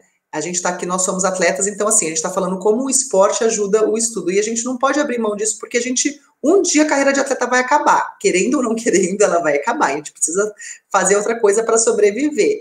E a gente deixar isso para um outro momento é muito mais complicado, é muito mais difícil. Fora que, assim, sei lá, acho que aprender é muito bacana, a gente tem que ir, né, descobrindo as coisas que a gente gosta, né? Hoje em dia já existem coisas bem mais modernas, né, que ajudam na educação. A gente fala assim, por que eu vou para a escola se eu procuro as coisas no Google e o Google me fala tudo? Não é bem assim também, né? Não é bem assim. Eu tenho uma amiga, ela é dona de uma escola, lá em São José, a Jana, e o filho dela tem agora 8 anos. Ele fala assim, mamãe, por que eu tenho que aprender matemática se eu pergunto para a Siri? Eu falo, Siri, faz a conta para mim, a Siri faz. Ele tem 8 anos. Então, assim, mas eu acho que a questão não é essa, acho que a questão da gente buscar conhecimento, da gente buscar as oportunidades que vêm através do estudo, e também, assim, óbvio que um diploma é muito importante, você vai te abrir portas, e aí acho que anda paralelo, né? Tanto o esporte abre portas para a educação, para a escola, como a escola abre portas também para o esporte. Então, eu falo assim, tem que caminhar as duas coisas juntas, não podem ser separadas, e uma só ajuda a outra. Um dado interessante, nas Olimpíadas do Rio 2016, se eu não me engano, da equipe americana, que é a que mais ganha medalhas de ouro, se eu não me engano, 70% da seleção americana estava ou na high school ou na faculdade quando ganhou medalha de ouro, né? Então, isso é muito bacana, não é porque eles foram campeões olímpicos porque eles só treinavam, não, eles estavam estudando, né? Então, acho que a escola contribui muito. Vamos lá, Fabiola, mais uma pergunta para você. Gabriele Nogueira, quais são as suas expectativas para o próximo ano em relação ao ano olímpico? Gabriele, essa aí é uma pergunta, assim, bem difícil, né? A gente torce realmente para que tenha as Olimpíadas, eu acho que não pode passar mais um ano sem ter as Olimpíadas, a gente, né, ouvi um zum aí que talvez não tivesse Olimpíadas, eu espero que isso realmente não aconteça, acho que isso seria muito triste. Mas você, levando em consideração que teremos umas Olimpíadas, eu acho que isso é muito positivo, né? Eu vi também algumas lives, alguns comentários de alguns atletas jovens falando, eu vou ter um ano a mais para treinar, eu vou ter mais experiência. Então, quando você tem mais tempo, isso de uma certa maneira é bom, né? Então, é um ano a mais para você treinar, é um ano a mais para você aprender, um ano a mais para você disputar competições, estar, né, treinando e melhorando. Eu acho que, assim, as chances têm que ser igual para todos, então acho que a decisão de adiar foi muito bom, e daqui até lá, enfim, né? Eu acho que vai ser umas Olimpíadas que vai provar quem tem não só uma cabeça melhor de ser, o cara tem uma cabeça melhor, não, mas quem se adaptou melhor à mudança? Quem que conseguiu, nesse momento de pandemia, treinar melhor, né, passar por isso, mesmo nesse momento, assim, não desanimar. Então, eu acho que vai ser uma Olimpíadas com um sabor com certeza diferente, porque teve que passar pela pandemia e só teve um ano, digamos assim, para se preparar para as Olimpíadas do ano seguinte. Mas eu acho que vai ser um momento, assim, de muita confraternização, que os Jogos Olímpicos é isso, né, esse momento de confraternização entre os países, de você estar reatando, né, aqueles laços de amizade, de respeito entre os países, entre as raças e tudo mais. Então, eu acho que num momento onde o mundo se isolou tanto, as Olimpíadas novamente vai fazer o papel, né? Porque antes ela era para parar as guerras, né? E acho que 2021, acho que vai ter bem esse meio que acabou a guerra, e agora a gente vai estar vivendo aí as Olimpíadas. Acho que vai ser um grande momento. Com certeza, concordo também. A união dos povos, né? Isso. Aí tem uma próxima pergunta aqui, Fabiola, da Ana Luísa Neto, né? Se você já passou por uma situação em que seus pais ou alguém importante para você não puderam ir te ver na competição, né? O que você fez? Aham. Essa pergunta é bem bacana. Como é o nome dela? Ana Luísa Neto. Ana Luísa. Cara, os meus pais sempre foram muito presentes, assim, né? Então, eles sempre torceram, sempre foram, né? Que nem eu falei assim, às vezes eu nem competia, mas ele me levava para eu assistir a competição, por exemplo, no Troféu Brasil, que eu não ia, não, vamos lá só assistir para você ver e tudo mais. Então, eles sempre gostaram de ir, de participar, então eles praticamente foram em todas. Minha primeira competição internacional, que foi na Venezuela, meu pai não pôde ir com minha mãe, mas a minha mãe foi sozinha. Eu fui para 5 Jogos Pan-Americanos, em todos os 5 Jogos Pan-Americanos eles foram. Eles não foram para os 12 campeonatos mundiais que eu fui, mas eles, né, nas Olimpíadas eles sempre foram. Mas eu lembro de uma competição que eu tinha ido para Sydney já, né? Eles estavam lá na arquibancada quando eu fiz o índice e tudo mais. E em 2008, o meu pai teve um problema cardíaco em finalzinho de fevereiro, né? 28 de fevereiro, e eu estava treinando na Espanha naquela época.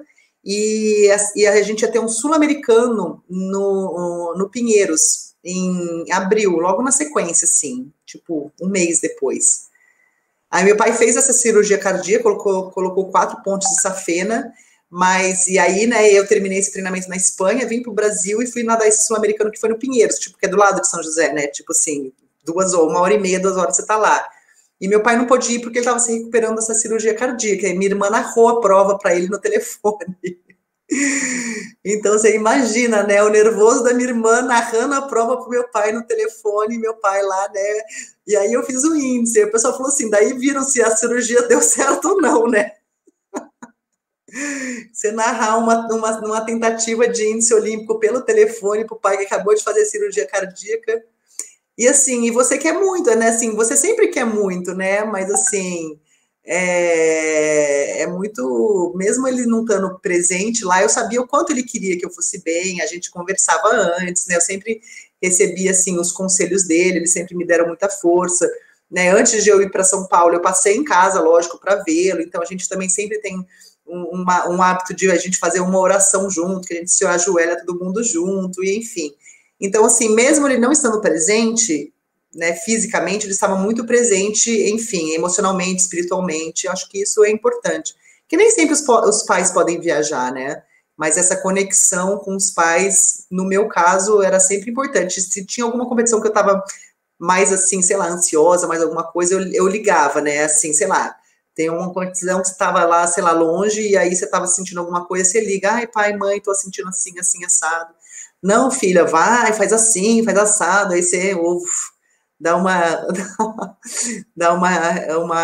aliviada, né? Show. Fabiola, faltam só mais 5 perguntas aqui que a gente selecionou, e a Mônica Borba dos Santos, ela faz uma pergunta aqui, eu até emendo uma perguntinha aqui também. É lógico que a pergunta dela é muito ampla, que quantas competições você já ganhou? Isso é até meio difícil de você responder. Mas eu gostaria, completando aqui, tipo, qual foi a mais importante que você considera? E também, se você puder traçar um paralelo aí, porque às vezes a gente tem o hábito de valorizar, né, só quem ganha ouro, prata e bronze. E às vezes também tem o caso de um atleta que, por exemplo, num torneio regional, ele ganha a prova, mas não tem o objetivo dele, que é um índice para o paulista. E aquela medalha passa a ser um símbolo da derrota. E às vezes tem hora que a gente vence uma coisa muito importante e não tem uma medalha. Às vezes nadar uma final olímpica é muito importante. Às vezes você não ganhou a medalha, mas é uma vitória fantástica. Não, são só 8 que entram numa final olímpica. Se puder dar um paralelo nesse sentido também, e nem sempre ganhar é sinônimo de ter uma medalha no peito. Com certeza. Bom, assim, né, eu sei, assim, que já contaram em termos de campeonato brasileiro, eu já ganhei 110 vezes, né, o campeonato brasileiro absoluto, entre Troféu Finkel, Maria Lenk, antigo Troféu Brasil, e o Open, né, que tinha no final do ano.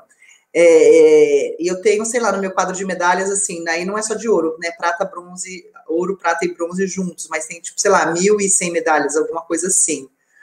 Mas é justamente isso que o Flávio falou, assim, a minha competição mais importante, digamos, a minha medalha mais importante, foi quando eu fui para as Olimpíadas de Sydney, né, e lá eu fiquei em 24º lugar.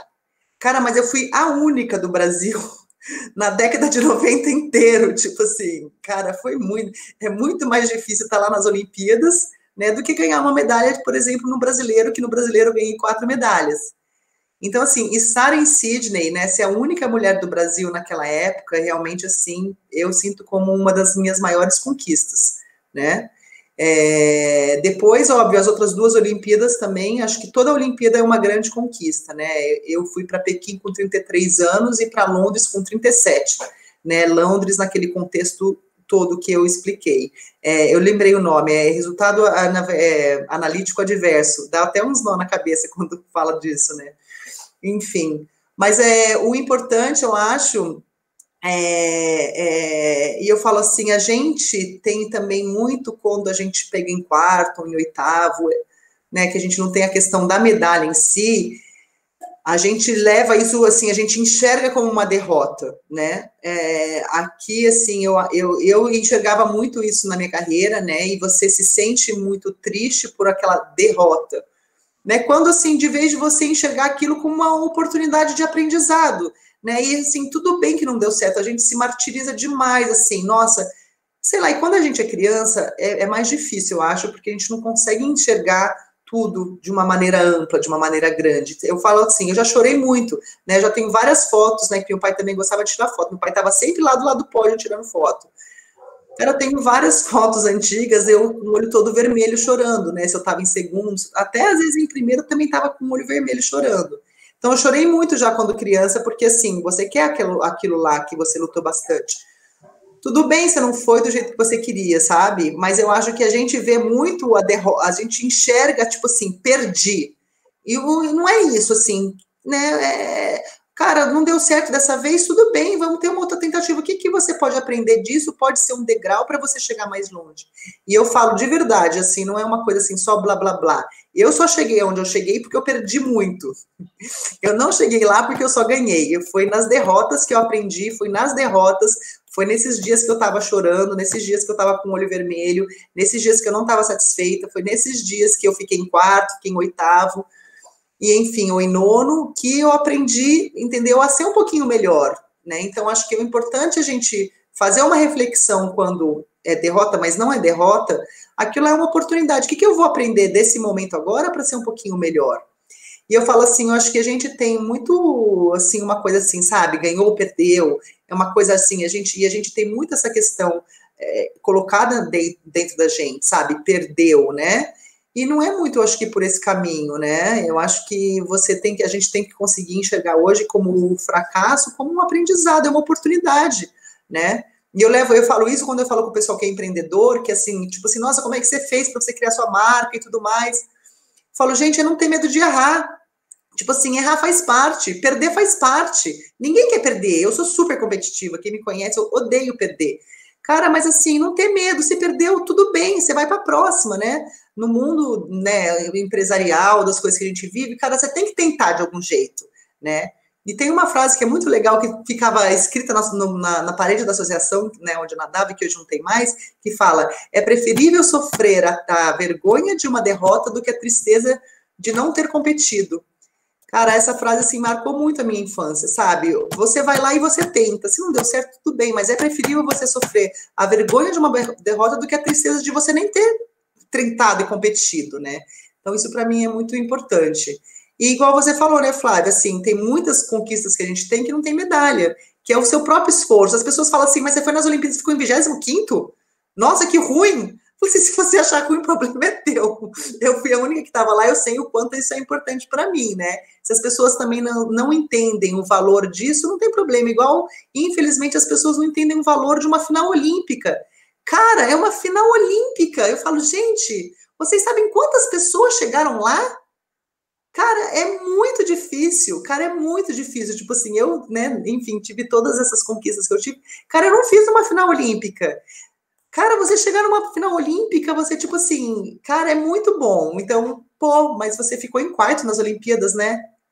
Enfim, então, infelizmente, a gente também tem, às vezes, uma percepção, às vezes, até, sei lá, um pouco que a gente culturalmente cresceu com o futebol, que o futebol só tem o vencedor, né? Você pega quem que ficou em segundo mês na Copa do Mundo, ninguém sabe, é só o vencedor, sempre. Então, infelizmente, a gente cresceu com essa cultura. Mas também cabe a nós a gente também passar para as crianças, né? Acho que esse conceito, que acho que a derrota é sempre uma oportunidade. Ok, Fabiola, Guilherme, só um instantinho aqui, peraí. Guilherme Naime, se você já pensou alguma vez em desistir quando era atleta? Isso que ele quer saber. Oi, Guilherme, eu já pensei em desistir várias vezes, né? Tiveram vezes que foi mais forte, assim, a vontade de desistir, outras menos. Eu falo, quando eu era bem menorzinha, assim, sabe, lá em São José fazia um pouco de frio, cara, e sempre quebrava o aquecedor no inverno. Então, a gente sempre treinava na piscina fria. Cara, era muito difícil. Eu falava assim, não vou voltar amanhã aqui para ficar sofrendo nessa água fria de novo, né? Então, assim, tem algumas memórias, assim, fortes disso, tem alguns outros momentos, como eu já comentei, né, quando eu voltei do Sul-Americano, que eu também queria desistir, depois que eu fui para as Olimpíadas em 2001, que eu também fiquei muito desanimada, que eu também quis desistir.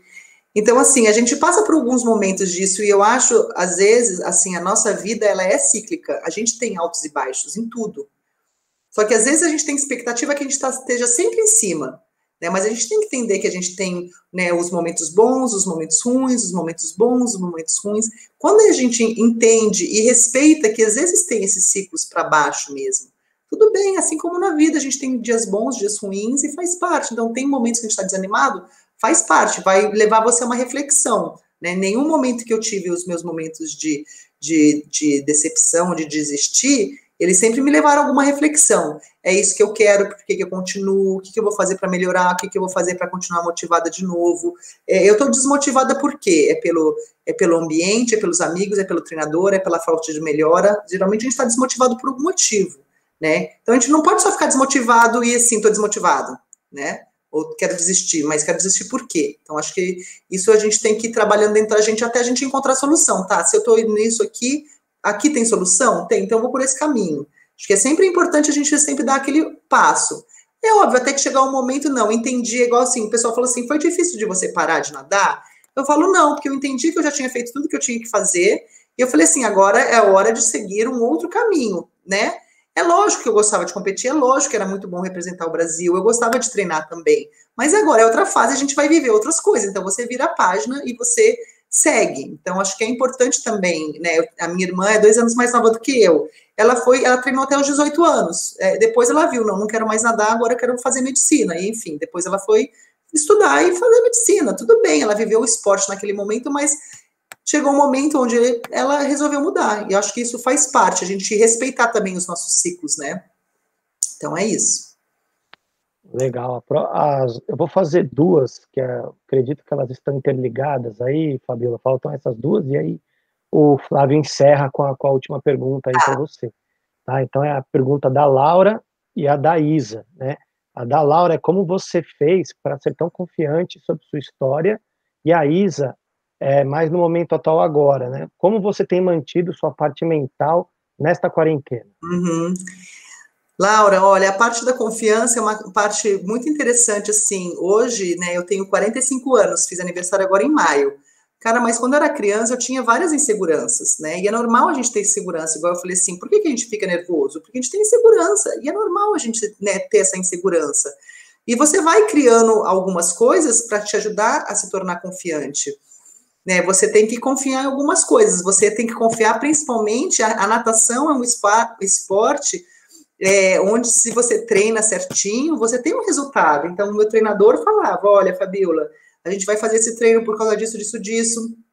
E eu lembro o Amaury Machado, que foi esse treinador que, né, me ajudou a me destacar a nível nacional e internacional. Teve um campeonato brasileiro que eu fui nadar, né, eu nadava as 4 provas, já falei. E aí o 400 medley, meu tempo era 5:14 na longa, foi um Júlio Delamare. Ele falou assim, Fabiola, você vai fazer 5:04 hoje. Você vai passar o sem borboleta para tanto, o sem costas para tanto, o sem peito para tanto, e o sem crawl para tanto, e você vai fazer 5:04. Falei, Amaury, você tá doida, Amaury, melhorar 10 segundos, assim, 5:04 é o recorde brasileiro. Fabiola, vai lá e faz isso, você treinou para isso, você vai fazer tal, em todas as, né, todas essas parciais. Cara, eu falei assim, tá, eu vou lá fazer o que eu treinei. Cara, eu fui lá e fiz exatamente os tempos que a Amaury falou, inclusive os centésimos. Tipo, sei lá, né? Agora eu não vou lembrar de cabeça quanto que era de borboleta, sei lá, 1:12.8. Tipo, eu cheguei próximo de todos. E aí eu fui lá, fiz 5:04 e bati o recorde brasileiro, né, de categoria na época.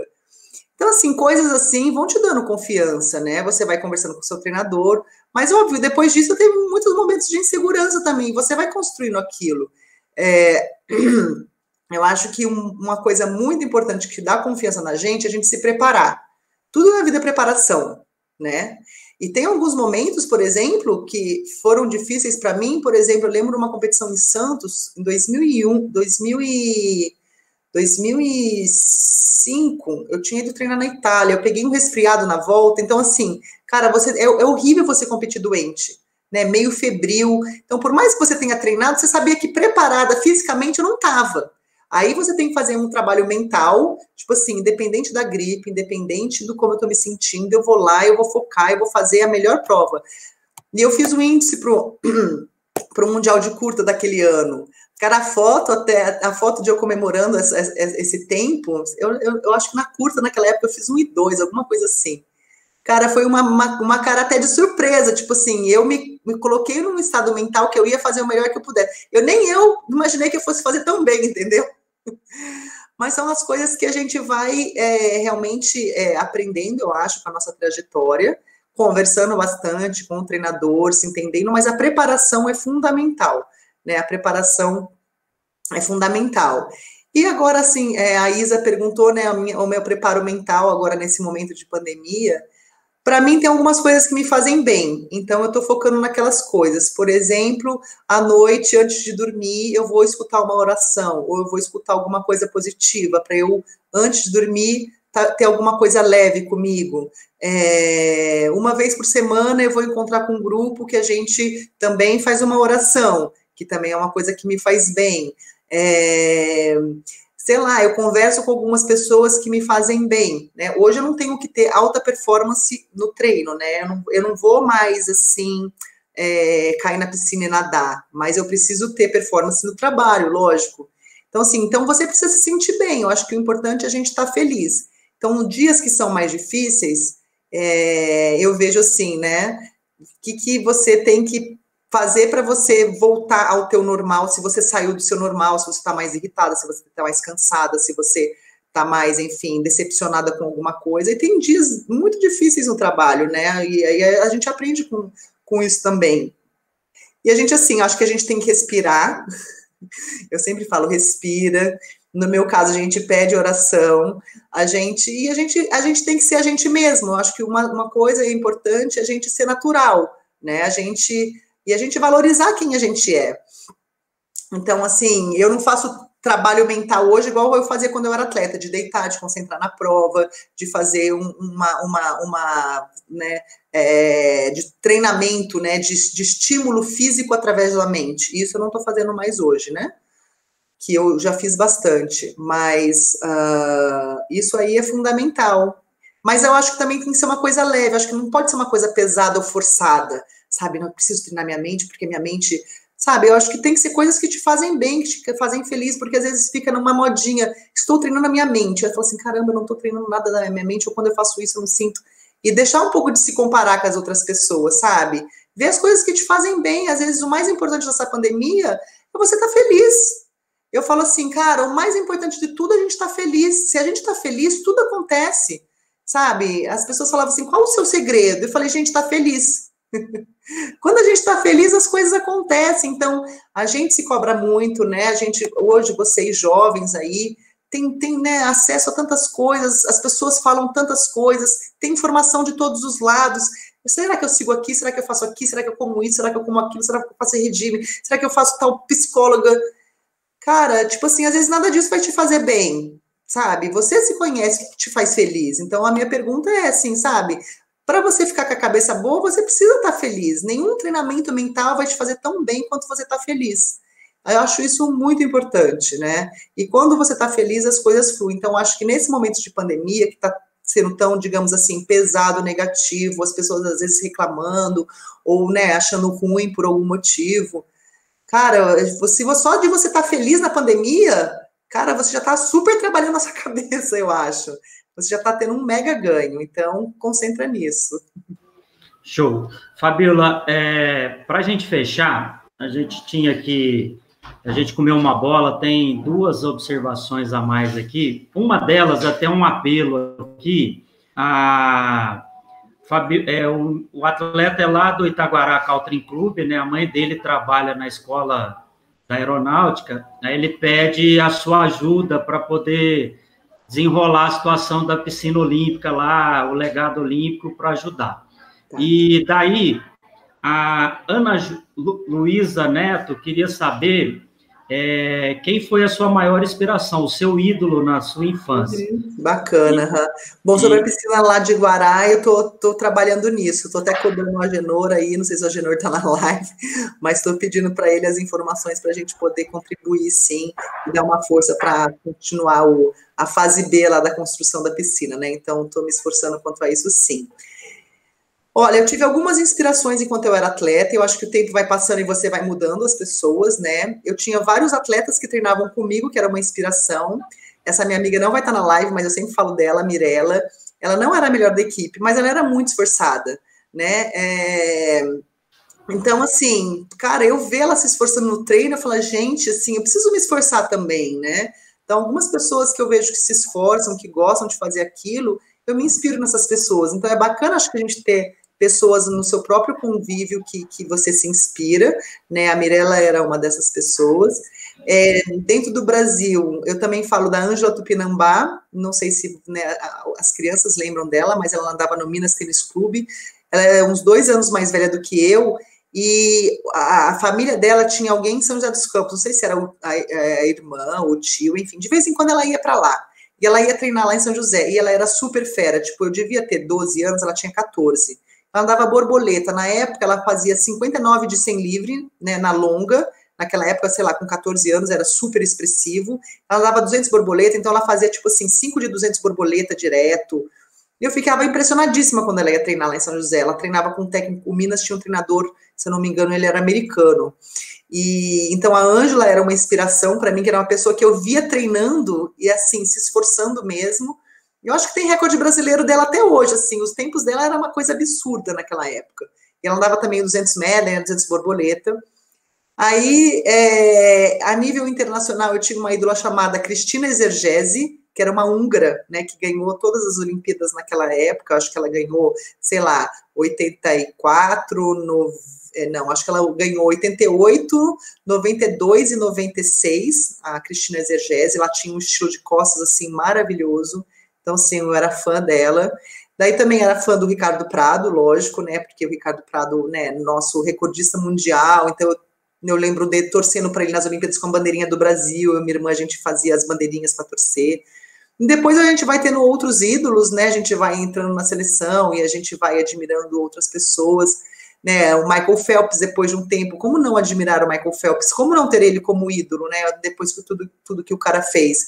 E uma outra nadadora de costas que eu admirava muito era a Natalie Coughlin, né, que também ganhou, acho que 3 Olimpíadas, se eu não me engano, ela ganhou 2004, 2008, o 100 costas em 2004, em 2008, em 2012, eu acho que ela foi, mas não ganhou o 100 costas. Não tô lembrada agora. Mas, enfim, né, eu acabei até indo treinar com ela em 2006, eu treinei lá na Califórnia, eu fui até o clube dela, né, a Hayley Cole, que também treinava lá, então, a gente vai tendo várias inspirações. Legal. E para fechar agora, vou emendar as duas aqui.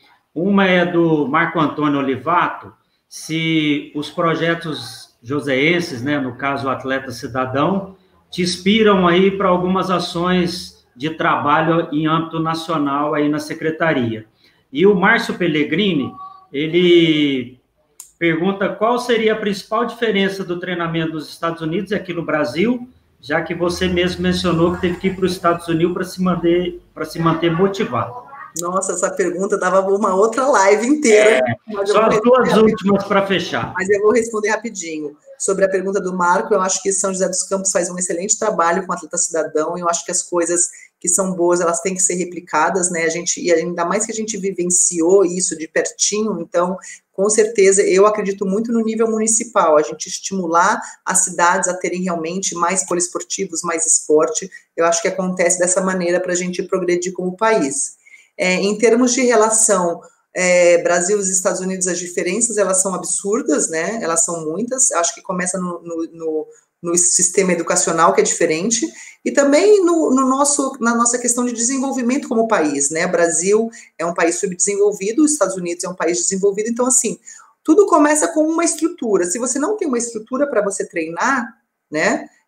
Como que você vai treinar? Então, lá nos Estados Unidos tem piscina em todas as cidades, não é uma piscina de 25 metros, tem piscinas de 50 metros em todos os lugares, porque é um país desenvolvido. Então, todo mundo pode fazer natação numa piscina de 50 metros, e elas são aquecidas. Então, já começa por aí, né? E tem toda a questão da mentalidade, do histórico, de você ter os profissionais lá, né? Não é de agora que os americanos são bons, eles são bons há muito tempo. Então, assim, eles são muito competitivos, e acho que o sistema escolar ajuda muito, né? Você ter bolsas universitárias, onde você representa a sua universidade, e você ter a questão do patriotismo, porque uma das coisas que o americano ele é patriota, e isso é uma coisa que diferencia muito. Você é brasileiro realmente, que você bate no peito e você fala, eu sou brasileiro, então eu falo assim, cara, o americano, ele é assim, e se você estuda numa universidade, eu estudei, por exemplo, no Tennessee, as nossas cores eram laranja e branco. Eu detestava as cores, mas enfim, enquanto eu era Tennessee, eu era laranja e branco.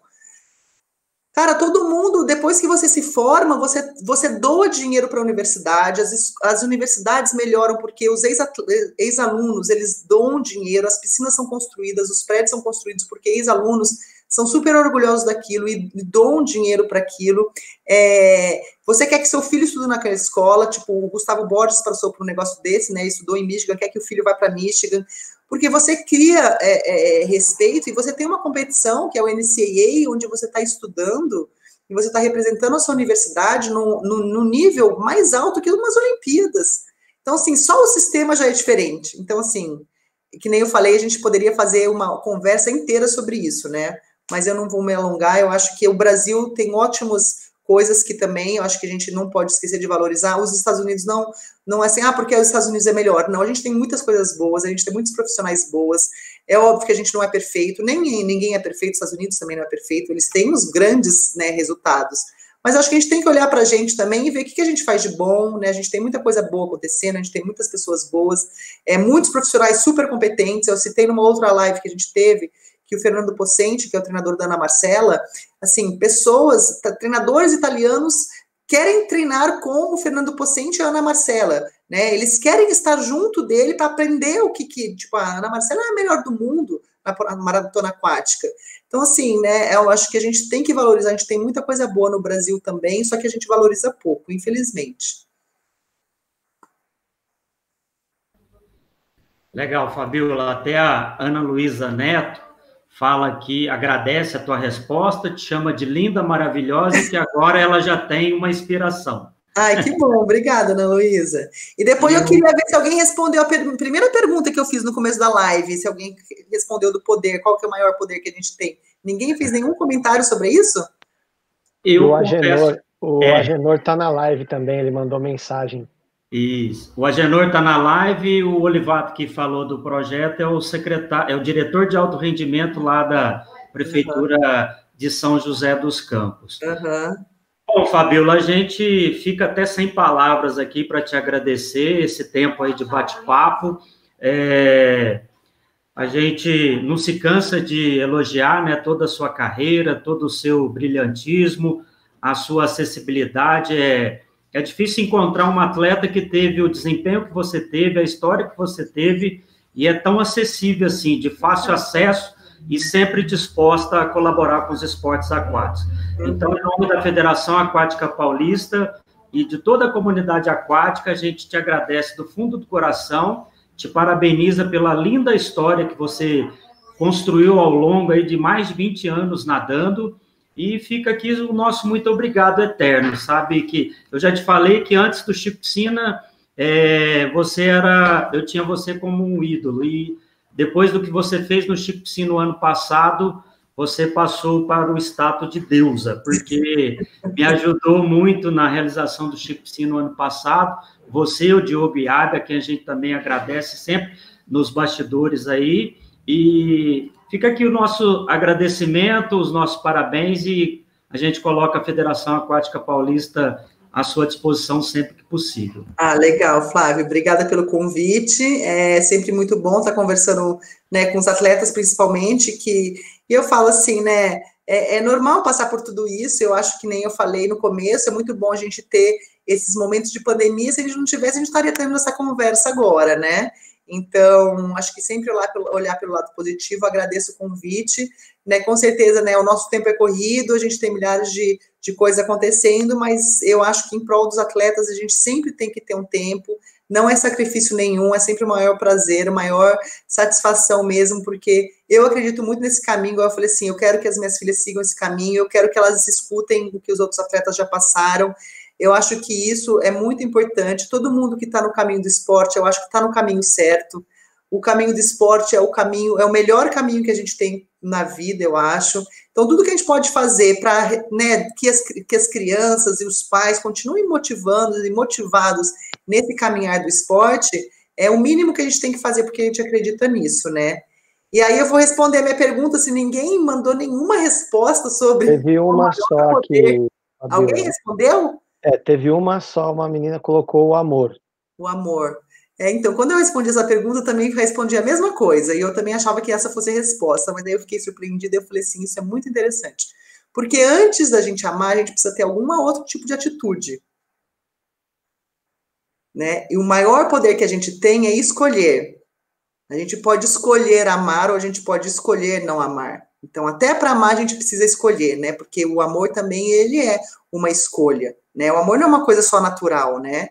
Então, o maior, a gente tem esse poder, a gente pode escolher amanhã se a gente vai acordar e falar bom dia, ou se a gente vai acordar e a gente não quiser ter um bom dia. Tudo é uma escolha nossa.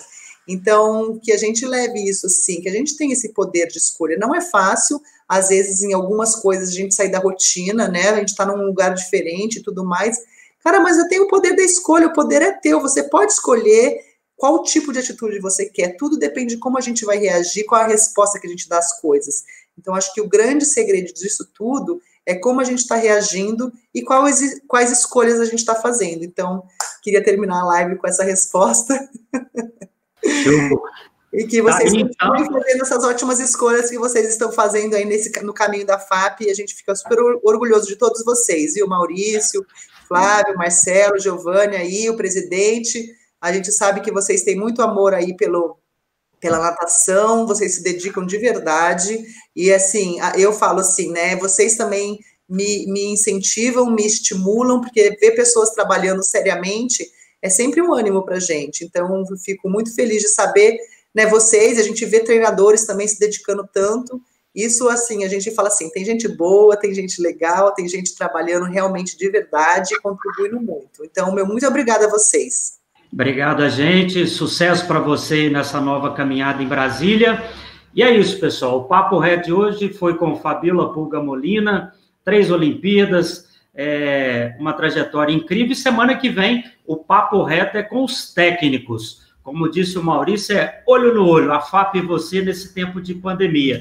E vocês atletas, com as palavras finais da Fabíola, vocês terão a escolha de, depois desse momento de pandemia, voltarem ainda mais fortes e determinados na busca dos seus sonhos nas piscinas do estado de São Paulo. Tenham todos aí uma ótima noite, um bom final de semana e a gente se vê na próxima sexta-feira com o Papo Reto com os técnicos. Valeu, pessoal. Tchau, tchau. Valeu.